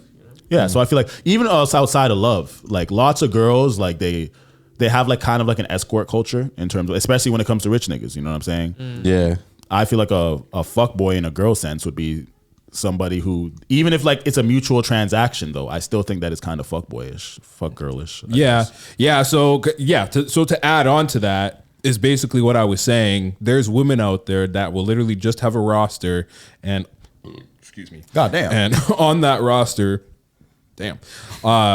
they have someone that will bring them grabba. They have someone that will go to LCBO for them. They have someone that will bring them Dav's hotspot. They have someone that will send. They have someone that will send them $20 so that they can top up their Presto card. Yeah. Like they'll have someone that will drive them to work. And I day. think that if they're leading all these men on to think that these men think that they're getting something, whether it's a relationship, any sexual desires, I feel like when you're leading them on in that type of way, and like, you know, you really don't give a fuck about them, I feel like that's a fuckboy in my opinion. Yeah.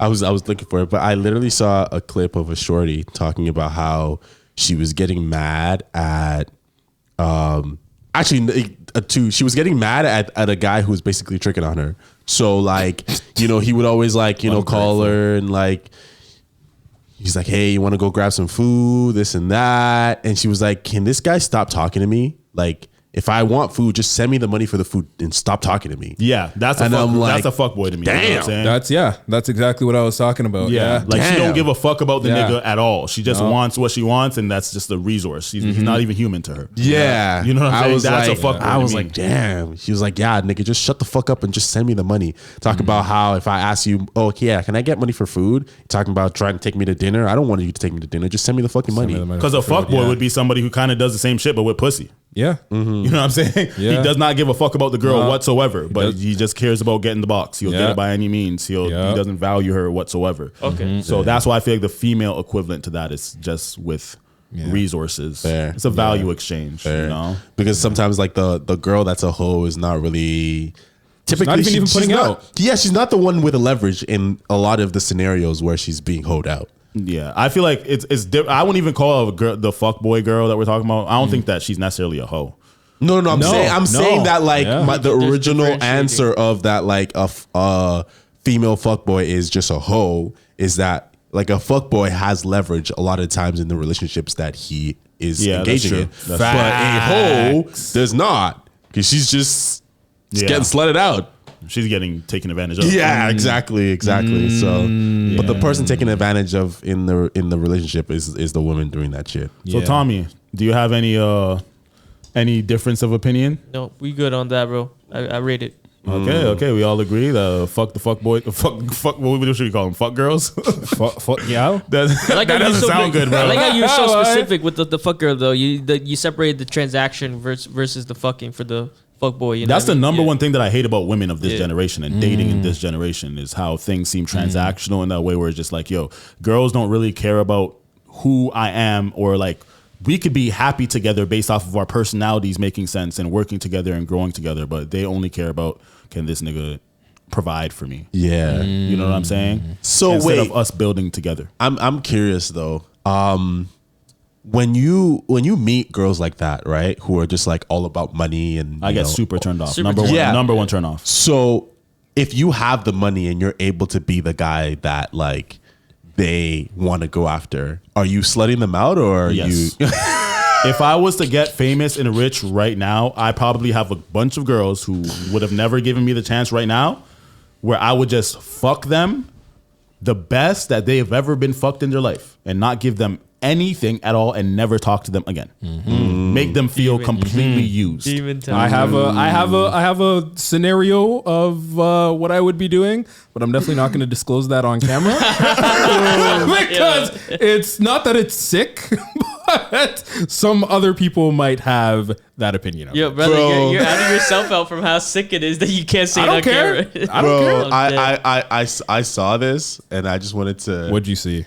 wanted to. Let me just send it to Rex so you can literally just play it. It's actually the easiest way, bro. This is literally what we're talking about. No, open it on the thing. Oh, why do you send it to me?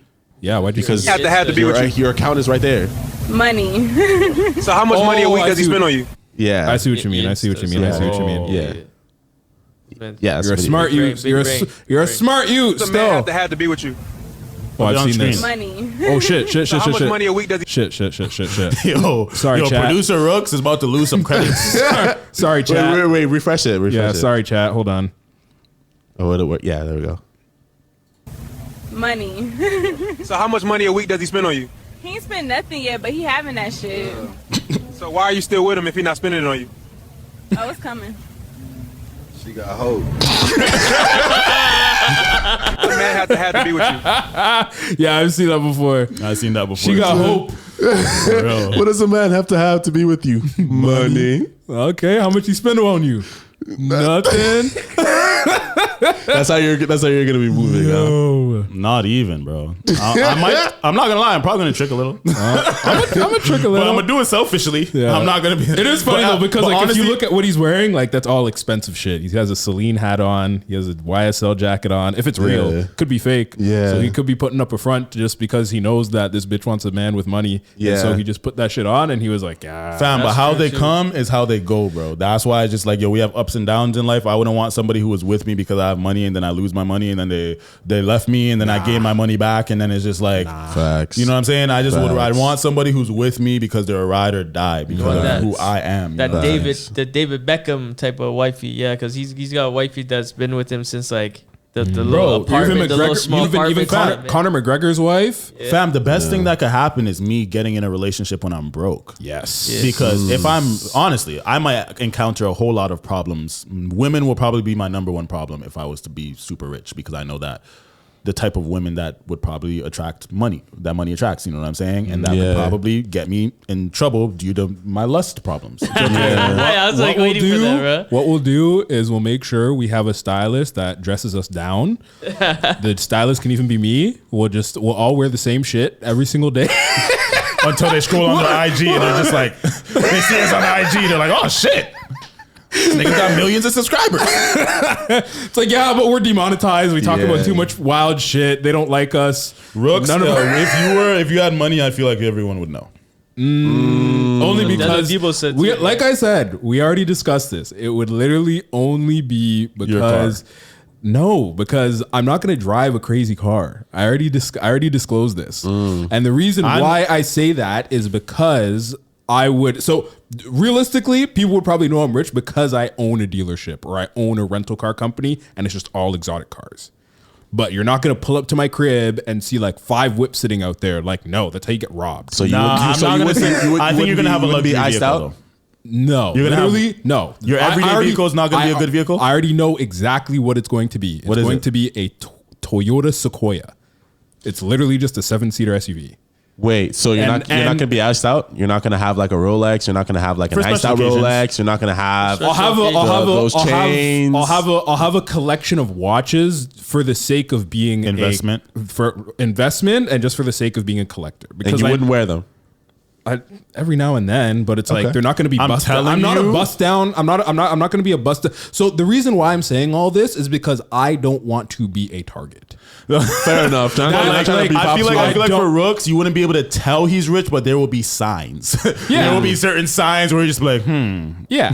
Like you might be at the bar, you'd be like, hey, everybody, I'm buying a shot for everybody. Hey. Oh, would you do that? I wouldn't. No. Okay. Depends how rich, bro. I have private events, fam, but you make $500 million in 4 years. That might just change some shit. I'm not gonna lie, especially if that was public information. You're a basketball player or some shit like that. That's public information. Everybody knows you're mad rich. Yeah. Like, hey, that's why I was saying like people would know I have money because of social media. So it would be like you'd look at my shit and you'd be like, oh wow, this guy is very well known. Or like you might see me hanging out with someone that's like, oh wow, this nigga's smoking with 2 Chainz. Like, you know what I mean? But if you just saw me in the street, you'd just be like, oh, just a regular family man. And it's like I'd be driving a fucking SUV that's whatever the newest year is, and like it would just be a company vehicle, and like it's the same shit that people drive that live in a regular fucking $300,000-$500,000 house. And they're just- I'd look rich but modestly rich because I'd probably have a nice simple chain that shines a lot where you're just like, oh shit, that's a nice ass chain, man. Yeah, I don't want to wear that shit. Okay. I don't want to be. I think for me, you probably be able to tell because I would be super into fashion. Super into fashion. Man's gonna be dressing like Playboy Cardi and shit. Yeah, like I would be super into that. There's a lot of broke niggas that know how to dress up.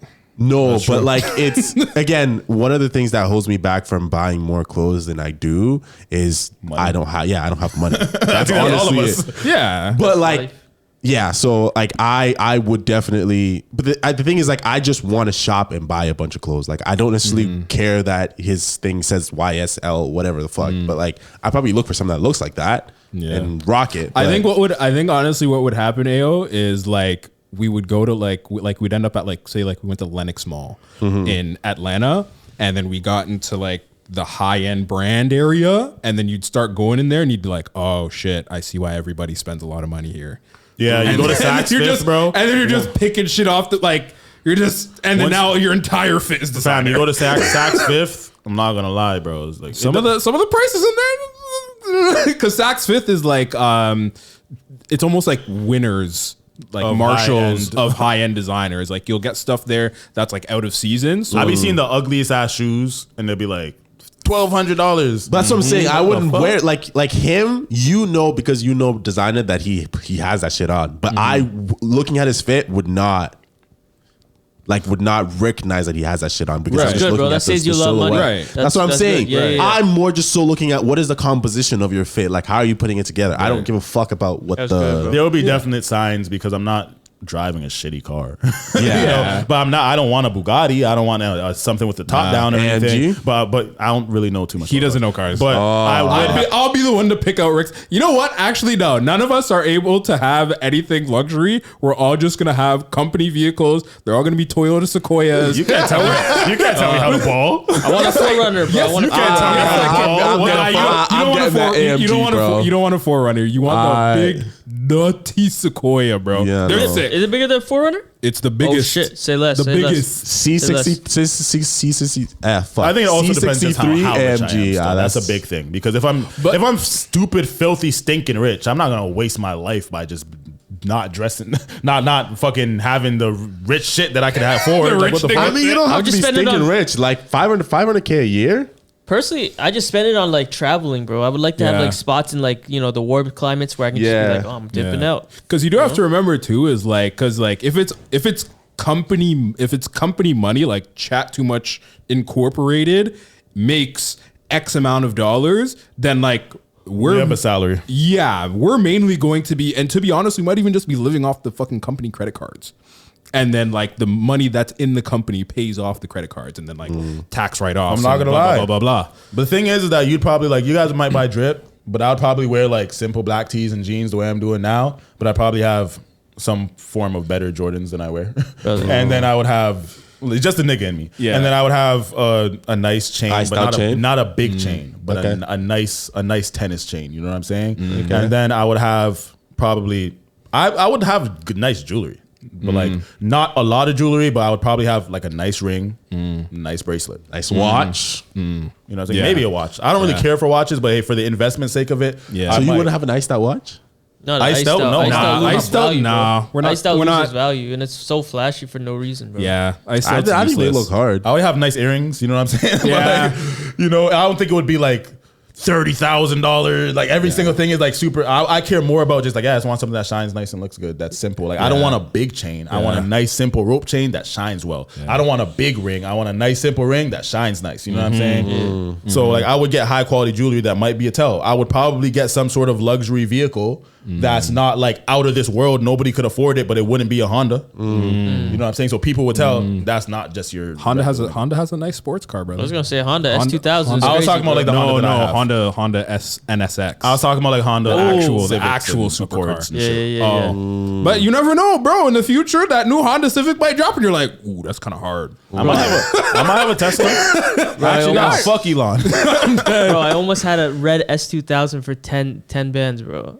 That was like at the time, it was almost accomplishable right there, bro. 10,000 for an S2000. Because is that your dream car? No, it was just, brother. I was looking for this the Honda, and at that exact time, it's like, we have a red S2000 if you're interested for $10,000. That's crazy. I'm like, fuck, I want it, but I don't know what I need a S2000 I need a four door. It's like one of the like classic.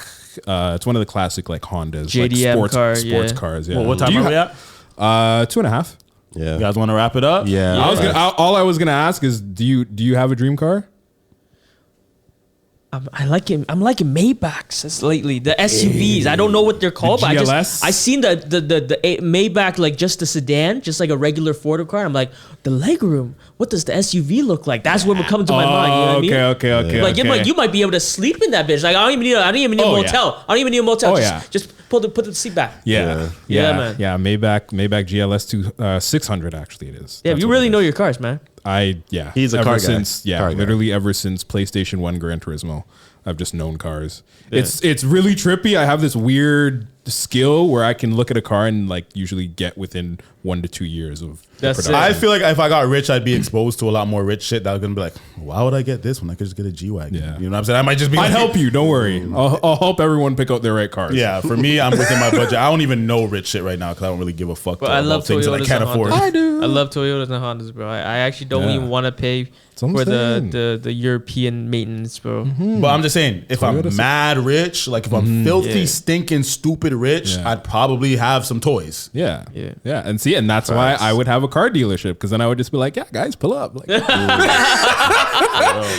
or mans wouldn't even have to buy a car because I just have a rental company and I'm just like, yeah, fam, like just put it under the company business and boom, now you can go on your date in a fucking Koenigsegg. Put it under the company business. Thanks, bro. Thanks for ruining it for everybody. I forgot my Bluetooth was on. Thanks for ruining it for everybody. Can we wrap it up? I'm just saying, bro. He pulls up to the dealership in a little Beetle, like a Volkswagen Beetle, and he's like, let me hop into the McLaren real quick. You know, that's a sick flex, bro.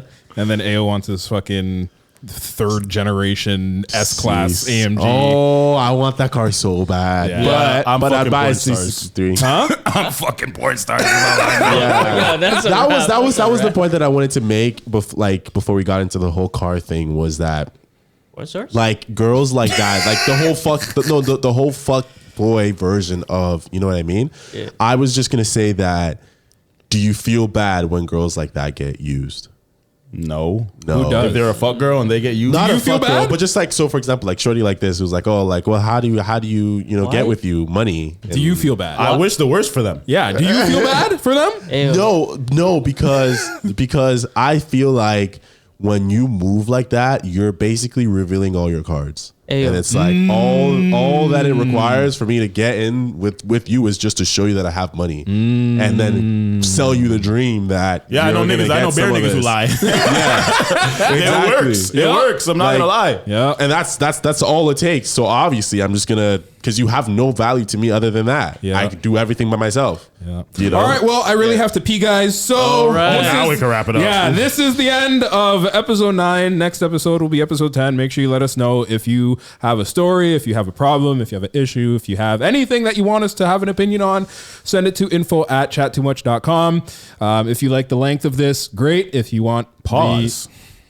Thank you for checking into the Chat2Much podcast and have a good night. Peace.